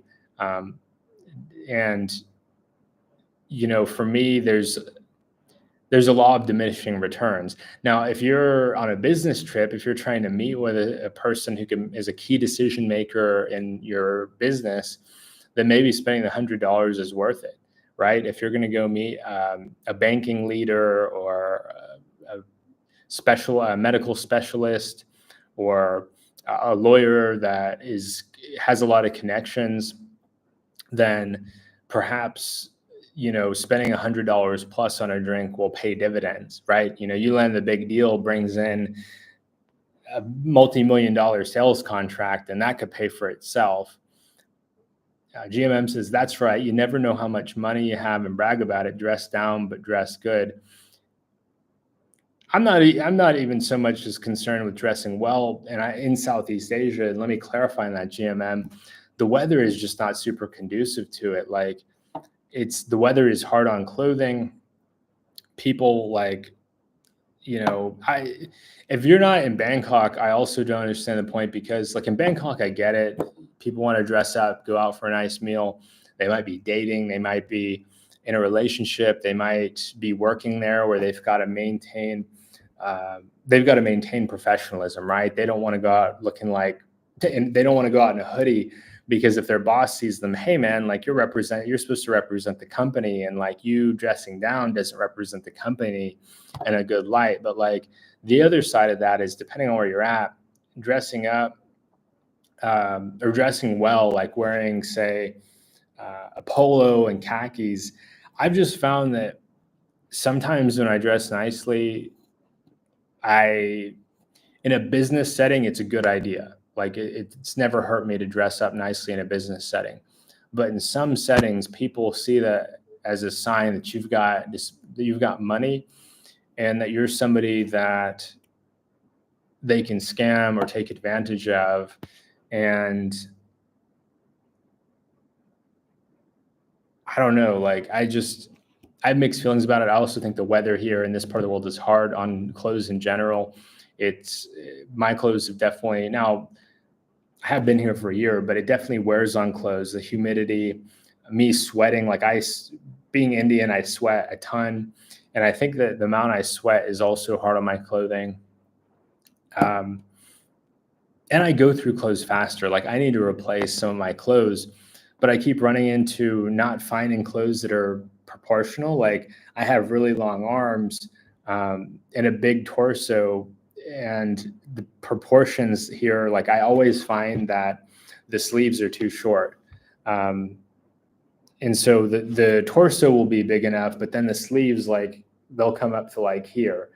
This one I pulled my sleeve down, but like that's something that's been hard. You can't import clothes, but like I looked at the import costs, and they're wanting to charge me 100% in Thailand. Now I haven't looked at what it would cost for Vietnam, but like I tried to buy copies of all the clothes I have and send them to Thailand, and they're like, well, we're going to charge you 100% value added tax. So a $15 shirt becomes $30, and it's like, and a $25 hoodie becomes $50, and it's like, these clothes aren't that special. Like they're not so special. I want to pay double the price just to have them. So I'll, even if I stay over here long term, when I go back to the US next, I'll load up on clothes. I'll just set aside the money to go on Amazon and order. I also have a ton of clothes back in America. Like all the clothes you see me wearing, except for this jacket, but all my shirts and pants and even shoes, when they go on sale back in the US, I stock up. So I'll buy, if my favorite shoes that are $60, they go on sale for $30. I'll buy 2 or 3 pairs. The pants, if they go on sale they're normally $25 and they go on sale for $18, I'll buy 5 or 10 pair. Same with the shirts, the dress shirts I have for when I'm in sales. If they go on sale, even if they don't go on sale, I'll just buy like 5 or 10, because that way I don't have to think about it. Stick them in the closet. And I'm not, being almost 32 now, I'm not changing in size or shape so much that I worry about not being able to wear them. I do wish I'd bought more pants in Japan. So my favorite pair of pants I got at Uniqlo in Japan, and they tailored them for me in the shop. And they're the most comfortable pants that I have. And if I go back to Japan, I want to buy like probably 5 pairs of those pants. They were like $40, which to me, really good deal. I mean, they're the most comfortable pants I have. They fit really well. They look really great. The color is this really nice gray. I love those pants. Brown Puppy, would you consider going to India? Absolutely. So my dad was from India, from South India. I've been wanting to go to India for a while. There's a few things that stop me from going. One, it's an emotionally difficult subject. Like my biological father was not really involved in my life. And he passed away when I was 10. I made a video talking about some of that stuff. I tend to try to not want to be a whiner. I also struggle with vulnerability, but I am going to have to open up about that so that people get a better sense of my background, because part of it for me is just wanting to be strong and not letting the harshness of my background hold me back. But the other side of that is that I want people to know that you can come from a difficult background and pursue your dreams. And for me, traveling the world has been a dream of mine since I was a little kid. My grandfather used to order National Geographic, and he'd just hand them to me, and I would see all these different, like, crazy stuff from around the world. I mean, National Geographic back in the day was phenomenal, and it inspired me to travel. And so even though, like, I have had a difficult background, sorry about rambling, by the way, guys, but as far as India, I do plan to go. There's a few reasons I haven't gone. One, the visa is tricky. It's similar to Vietnam, where you have to plan in advance. You have to apply for it. Two, my Indian friends, I want to go to India with at least one of my friends from India. So several of my closest friends back in the US are from India, and they're busy, right? They work in these highly technical fields. They don't get a lot of time off work. They're very, very conscientious people. Like, they work extremely hard. They're very, very smart as well. And India seems like one of those places, like, they've all warned me about it. If I'm being fully transparent, all my friends from India have warned me, hey man, if somebody comes up to you trying to, like, ask you for money, tell them to go away. Hey man, there's pickpockets at this train station. Hey man, like, and so there's this mixed feeling where I'm drawn to it because I want to learn about, like, my father, like, where he came from. But on the other side of it, of my friends warning me about it and telling me, hey, you need to be cautious. It's like, as an example, my buddy, Sean, that's his American name. He's got an Indian name, but he was like, when we were in India, like, his parents own a house in India, and they go and check on it like once every few years. And when they're supposed to have people that maintain the house, but when they go over there, everything's broken. Like, the light fixtures are broken, the bidet is broken, like, everything's just broken. And they're riding in the, like, there's a lot of, like, mob justice in India too. Like, you'll see if people get mad, they'll just get in their heads to handle things, like, on the spot, lose the control. Like, it's a place that can wear on you, based on what I've heard about it, what I know about. Like, here's a much more milquetoast or much more mild example. I was looking at going to India to Goa a few years ago, and I am talking to this guy who's got a small hotel or guest house in Goa. And I'm like, yeah, man, what's the name of it? Oh, cool. I made a note of the name. Oh yeah, what's the internet like? Oh, it's fantastic, man. Well, I pull up the reviews, and all the reviews are complaining about the bad internet. So it's like, okay, man, like, right off the bat, we're not off to a good start here. I'm asking you about the internet. You're telling me it's amazing. And then all the reviews are telling me it's bad. So already I'm suspicious. And this is, like, the first time I'm talking to a hotelier. And I assume would say, well, that's just one guy. But, things like that, like, I don't have that problem in Southeast Asia. Some of it also is value for money. So if I can come to Thailand and spend the same money I'd spend in India, but have a better experience, it's like, okay, well, I'd rather come here. G-Man, people that show bling bling and brand things in Asia where the perfect copies are cheap are often pretty broke. Seen many green gold chains over the years. Yeah, that's a good point, GMM. Like, and I mean, I think part of it is just avoiding status games. Social media is bad about that. But yeah, there's no need to pursue, like, high status, like, hot shot lifestyles. To me, if you have, like, solid income, if you have wealth and you can live in Asia, you've won. Like, you freaking won at life. If you're a wealthy person in Asia And you can live in a place with social cohesion, with safety, with amazing food, with proximity to all these other countries. You freaking won, like that on my standards. So to me, just knowing I could live in Asia in perpetuity for the rest of my life, I don't care if people think I'm homeless. I don't care if people think I'm an alien from outer space. I don't care like about any of that stuff. Now, if I do settle down and I get into a serious committed relationship, there would be some, what's the word? Meeting my significant other halfway. If she's got certain expectations, if her parents have certain expectations, I'm not gonna, I'm definitely open to meeting them halfway. But part of that is already getting done on my end. I'm already researching these different cultures, these different countries. I already grew up in an Asian household, so it's not a stretch to me to be respectful of older people, be respectful of their interests. One woman I'm interested in, we had a conversation, and I said something kind of crass, and she didn't kick me under the table, but she was like, "Hey, shut up." So, being willing to say, "Hey, you know what? I don't know everything," which is tough in America. I mean, in America, like, people expect you to be overly confident, especially in business, and I have struggled with self-confidence at times in my life. Twin Peaks is good too. Yeah, I've heard a lot about Twin Peaks, Ronell. I need to look into that one and watch it. Thank you for mentioning Twin Peaks. Grapes says, I'm hoping to teach in Da Nang next year. Grapes, let us know if you make it over to Da Nang next year and you teach, chime in, let us know how it goes.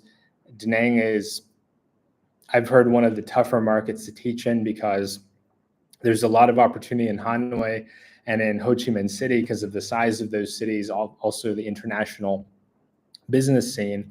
But Da Nang seems to offer the best quality of life, right? Like, you've got some of those big city amenities, but you're not dealing with Hanoi rush hour, Ho Chi Minh City rush hour. You're not dealing with the same level of crowds, noise, pollution, all those things. Christopher says, haven't made the Komodo trip yet, but I believe there are some guided boat tours, 8-hour tour. Okay, very cool. Thank you for letting me know, Christopher. That's definitely on the radar for maybe like 10 years out from now, something like that. It just seems super, super cool. GMM, I'm 6'2" in Nordic Slim. I have no problem to buy clothes here in Southeast Asia. Buy big and go to local seamstress. They're cheap. Thank you for that tip, GMM. I will keep that in mind. Yeah, I'll definitely keep that in mind because I have not found it super easy to find clothing to my liking, and that will save me some headaches because there's some nice looking clothes over here. There's some really, like, Vietnam is very popular for getting suits made. Thailand is also very popular for that. But there's been this disconnect where I just haven't done the research. And I haven't needed it, right? I haven't needed nice clothes over here like I do back in the US, where in the US I am in business settings. I do have to dress a certain way. I do have to present a certain image for business purposes. Ron Ellis says, sorry to hear that. Condolences. Thank you so much, Ron. Or if you have passive monthly income. So that's the big goal, I think, for a lot of people, Ron, is getting up to a certain passive income where that income covers their bills and allows them to save every month. And that's the ideal, where you've done the work, you put in the work, and you're leveraging investments to cover your expenses. That's the dream. That's really the dream, to have that passive income, to live where you want to live. I think that's what a lot of people are working toward. When I go back to the US, I'm debating on going to trade school because I think it could give me some exposure to understanding the real estate business. And real estate seems like a great vehicle to help add to passive income and create some income there. And that's what a lot of expats have too. Like, a lot of the successful expats, they've got real estate back in the US or in Australia, in Canada, and they live off that income. They they collect that income every month. They get paid, then they're able to pay their rent from that. I know Living Abroad does that. He's got real estate in Canada. I know, speaking of Asia, he's got real estate in London. I know some of the other vloggers, I suspect, have real estate back in the United States. They haven't said that, but it just seems like, based on context clues, that that's the case. I am more of a fan of dividends, like Jason Fieber. He's an American expat in Chiang Mai, and he has dividend income. I don't like, with real estate, I don't necessarily want to have the hands-on aspect. I don't want to have to be an overseas landlord where I'm picking up the phone in the middle of the night and talking to contractors, plumbers, electricians, whatever it may be. I already get annoyed having to deal with my banks and my investment companies, much less having to coordinate labor, coordinate with tenants. Like, you are going to get more money. You've got tax write-off options there, but it seems very, very much a headache. And if something goes seriously wrong, you're probably having to get on a plane, depending on depending on your situation, getting on a plane and going back home and trying to sort that out. And that doesn't sound like a lot of fun to me. I'd rather just collect my dividend check, even if it's not as efficient as the real estate investment vehicle. I'd rather just collect my dividend checks, pay my bills from that, and not have to do any work. If you're collecting dividends, you don't have to go to work for that company. You don't have to tune in to the shareholder meeting live. You're not having to, you're not hoping they don't lay you off. Like, it's more passive in some ways. Now, some would say hire a property management company. I've heard different stories. I've had my own horrible experience with a property management company back in Denver. So those aren't surefire ways of handling things. You've got to trust that company. Some of those companies will just collect a check, and that's all they're really doing for you, is collecting a check, taking their 10%, and then paying you out your 90%. And they're not really going to handle things. Or if they coordinate with contractors, then they're charging you not just on your rental income, but they're also charging you to organize the repairs. And then you may pay a high fee. They might happen to be their brother-in-law who charges 20 or 30% above the standard rate. Perfect fitting jeans and shirts corrected by a good seamstress for 200 to 300 baht. Do you go to Platinum Fashion Mall, GMM? Because I went to Platinum Fashion Mall, and that's where I got my red dress shirt over there. And Platinum Fashion Mall seems to be really nice. I think that dress shirt was 350 baht or 400 baht. And I think she said if I buy 4, I can get them for 250 baht a piece. But yeah, Platinum Fashion Mall seems like probably the best place to get bulk clothes, but bulk nice clothing. THEC 11335 says, have you ever been to Burma? No, I haven't. I'd like to go. Actually, I know a copywriter named Brian. He's from Adelaide, Australia. And he bought a house with his wife. His wife's from Nepal. He bought a house in Burma, like right before the situation became unstable. I don't know which, it was one of the big cities in Burma. I don't know if it was Naypyidaw. I think that's the pronunciation. I have not been to Burma. I did grow up around some guys from Burma. Some Burmese people actually owned the sushi. There's like a chain of sushi vendors in all the Publix grocery stores back in Nashville. And this Burmese family would work them all. Went to high school with me as well. Super friendly people. I had no idea where Burma was back then. But no, never been there. By the time I wanted to head over there, it's in a rough circumstance, I'll say. I'd like to go, but I think it'll be a while before I can do that, unfortunately, because I love Burmese food. I used to go to a Burmese restaurant in Chiang Mai. Why don't we pull that up, actually?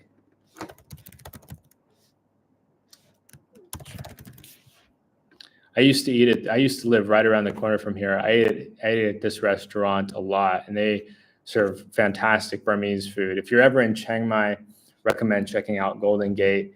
It was like most of their lunches are like they would do like lentils and chicken and a roti for like 50 baht, and then sometimes they'd have like bigger meals like biryani chicken for like 100 baht or 150 baht. Anyway, great value, really tasty food.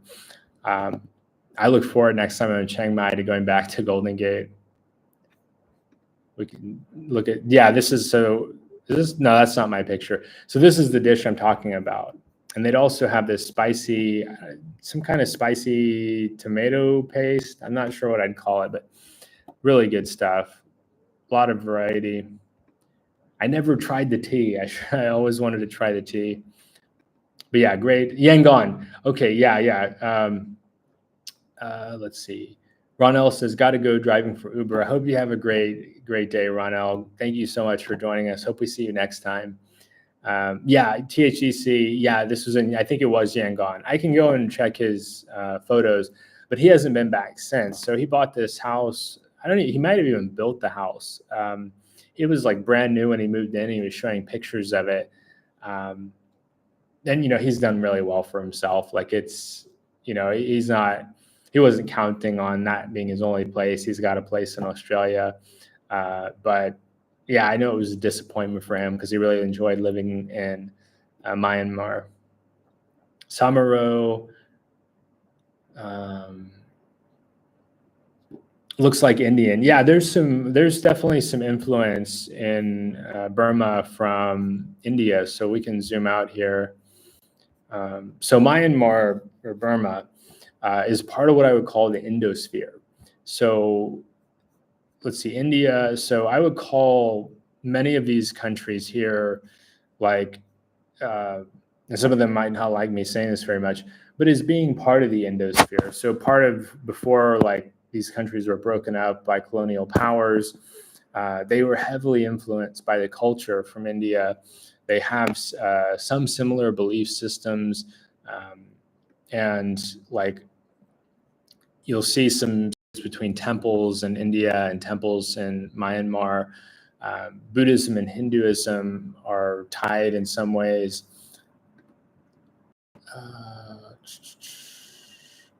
GMM, nope. I like local markets and the local seamstress here. They're cheap as heck. Many Thais do the same, especially the ladies. Yeah, my Thai lady friends dress impeccably. I mean, they always look really, really nice. I need to check in with you, GMM, next time I go to Thailand as to where some of these local markets are at, because I thought Platinum Fashion Mall was nice, but if you suggest a better option, I'm all ears. Like, I'm definitely all ears for some nice clothing options.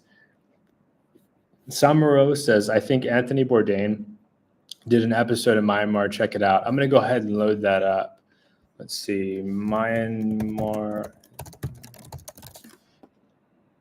Yeah, I'll watch that later on, like before I go to bed tonight. We'll probably wind down in the next, I'd say 15, 20 minutes, maybe a half hour. We'll see. My voice is still doing good. Maybe that water will give me some longevity. Yeah, I'll definitely watch that. Thank you for calling that out, Samaro. I had no idea he went to Myanmar. I've been watching some of his content lately on Vietnam, but I'll happily check that out. GMM says, another way is shopping online. I do believe that Vietnam has Lazada and Shopee too. 5XL are like a Western XL. Okay, cool. Very cool. I was using Lazada every month in Thailand. I was using Lazada a lot, like super, super helpful for getting products. I never use Shopee, but I'll try Shopee as well, because there's some products that I need right now. Like I need to go buy more deodorant. I need to buy some laundry detergent. And in Chiang Mai, I just go to 7-Eleven, or Bangkok, I just go to 7-Eleven. All the 7-Elevens throughout the country have the same deodorant, have the same detergent, and it's so easy. But here in Vietnam, I'm having to learn new shopping options, and having some support from being able to buy online would be awesome. Samaro, I always wanted to visit those northeastern Indian states on the border with Burma. I've been to India many times, but not that far across. I have Indian friends in the film industry that made a documentary in Nagaland. Very cool. Why don't we pull up Nagaland here? Oh, wow. So on the border of Burma, I think Sabbatical went to Nagaland too. Have you ever, Samaro, have you ever seen, you've probably seen Sabbatical if you're a fan of my channel. He's got a huge channel and I love his content. His name's Tommy. He's from New York, and he goes into some interesting places, and yeah, he's just had an interesting life. He lived in Argentina for a while. He lived in Shanghai for a while. He was in Buenos Aires. One of his best videos was when he went down to Bariloche. Yeah, he's just done a lot of like off the wall content. I'm wondering how he comes up with some of these ideas. GMM, yeah, Lazada shopping, online shopping is very addictive. It's so cheap. Yeah, GMM, it's crazy. Like I really like this CeraVe moisturizing cream, and it's like I found a vendor that sells these for $10, and this jar is like 15 in the US. I don't think it's like a knockoff product. The quality seems identical to me, but I really like this stuff, and yeah, I buy it on Lazada. Eventually, I'll probably have to buy another jar here in a few weeks. Samara, oh yes, I think I saw his videos in Tibet, but I will check out Nagaland video if he went there. Let me look that up. I could be wrong on that, by the way. I watched so much travel content, it kind of just bleeds into itself. Yeah, so he went a couple months back. He went to Nagaland. That's okay. I've got to watch this one too. Thank you for prompting me. He puts out a lot of content, and I just haven't. I watch it sporadically. Like I'll watch 5 or 10 of his in a row, and then I'll just get caught up in work and other things, and then I'll come back to it. But he does some really original stuff.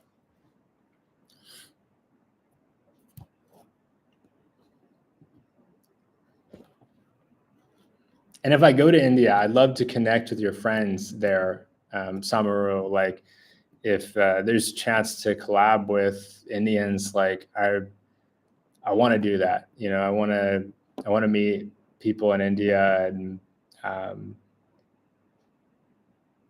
hear their stories. I need to start doing more interviews because, one, I enjoy getting to know people. Two, people love interviews. The format to me is a little bit tougher in some ways because I've got to control for a lot more. Like I've got 2 mics, so I've got a dual set of mics, so I could do them. But I'm so cautious about the time of other people that like I'd hate to do an interview and then have a technical issue or have some background noise that ruins the interview. Or I did them in Peru a bit, and I just found them to be a little bit more difficult because when you're on the move, it's harder to find like solid places you can record. It's when you're traveling and doing them, it's not like having a studio where you're controlling like the environment, and you can have a lot more predictability over the environment. I've been to Yunnan in China that I can see on the map you have loaded. Have you been to China? No. So I've had a couple of layovers in China, in Xiamen. Let me pull up Xiamen, and in Shenzhen. And I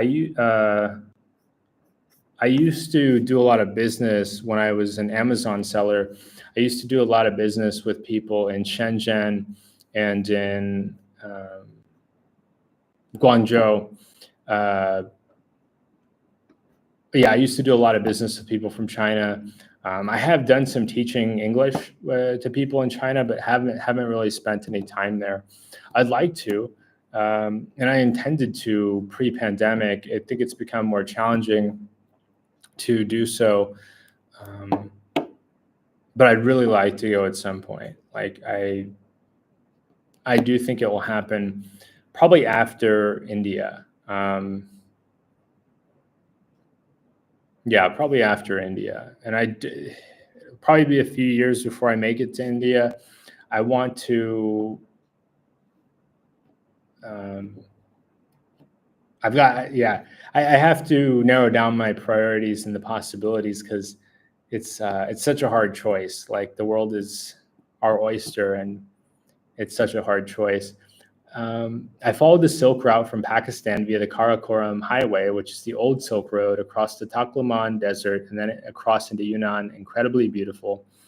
I then went Vietnam overland into the north. Very, very cool. I had somebody reach out. You mentioned the Karakoram. It's I'm familiar somewhat with the Karakoram.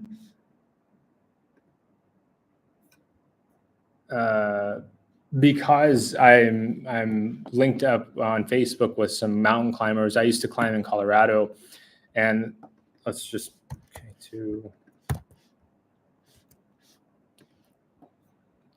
there's this mountain K2, and I've done research about the region. I was trying to think. I knew I've heard that term before, but it's gorgeous. Not for me. I'm not that adventurous. K2 is extremely dangerous. And fierce, and like that's definitely not a beginner friendly climber environment, but gorgeous. It's like another planet.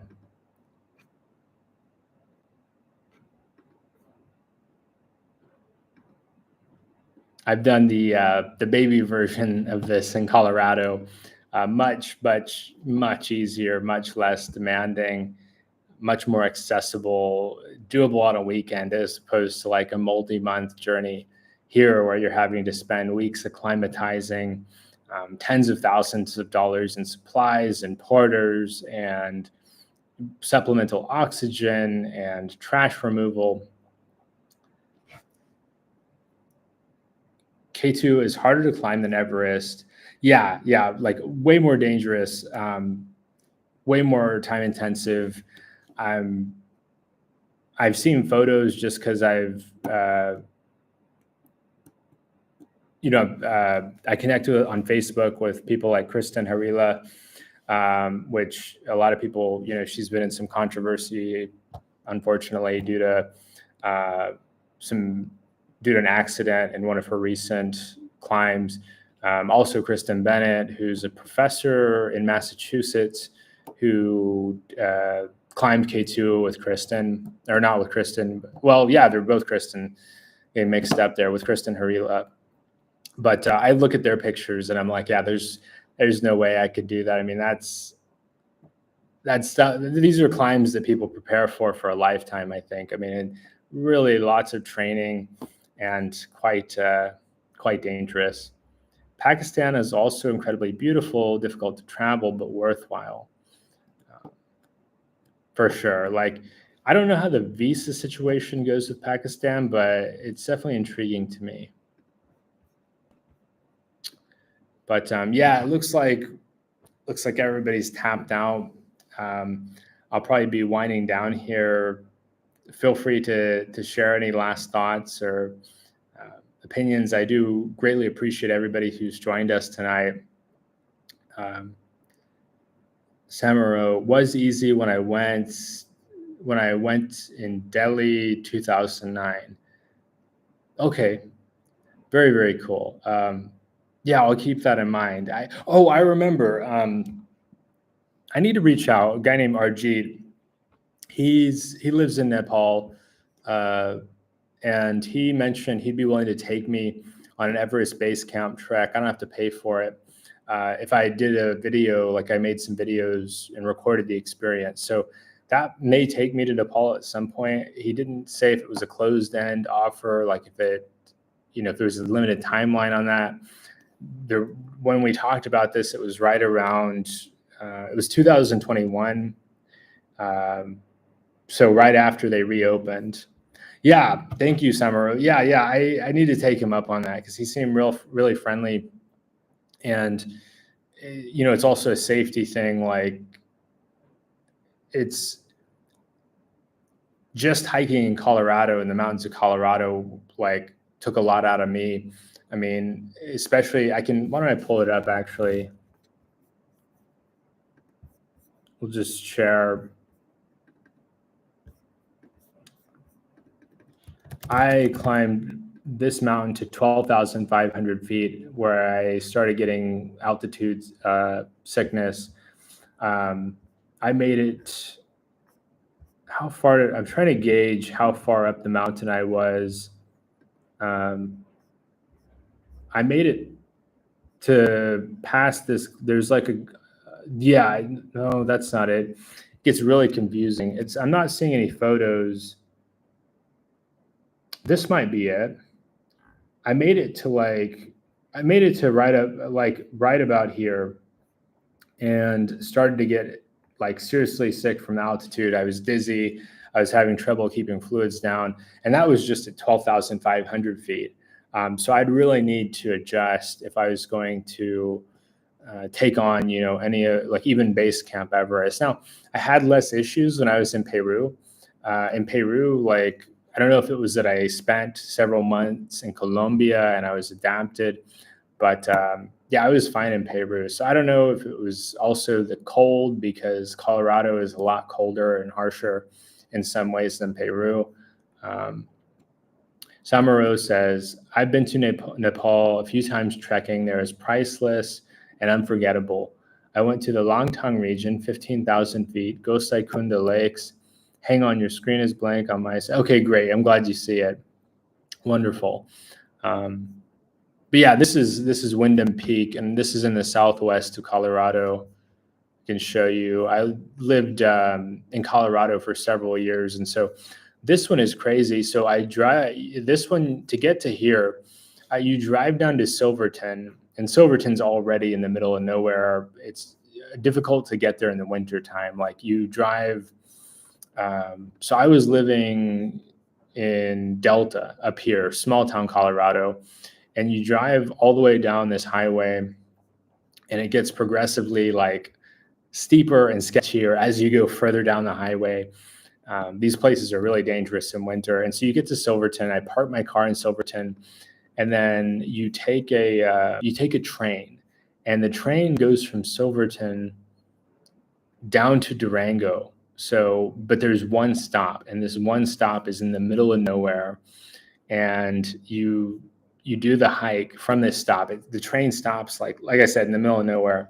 You depart from the train, and then you go hiking.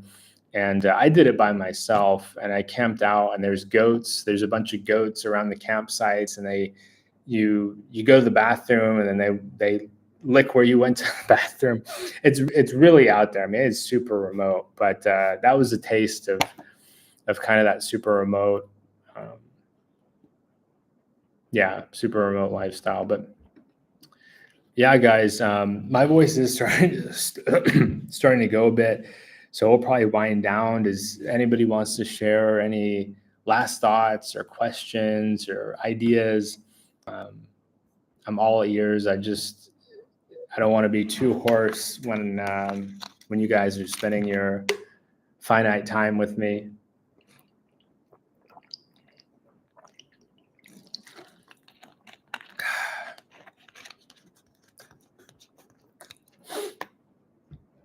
Any weekend plans? It's we're on to Thursday now. I think tomorrow I'm going to be meeting up with Jake, and we're probably going to grab a bite to eat. I may ask him to do an interview. I think he might be open. It would help to share his channel with some folks. He's got a channel.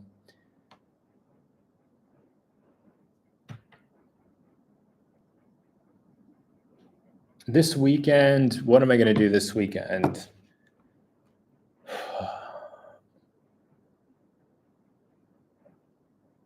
That's a good question. I'll go to the beach. My host here, she mentioned there's some really cool events down by the beach, and they're happening every day for the next few days.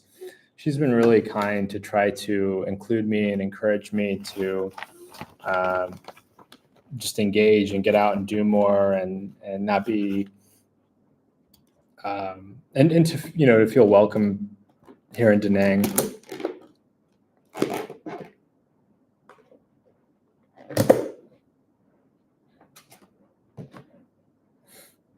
Anybody going out to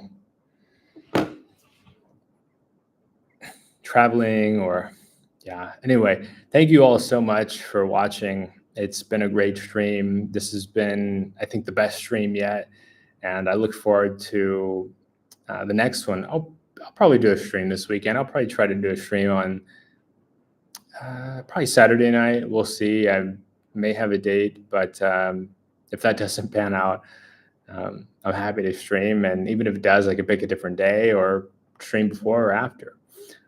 But yeah, if you're watching the replay, feel free, comment, and it helps to generate interesting dialogue. Also, subscribe to the channel if you're watching and you're not subscribed, and give us a thumbs up.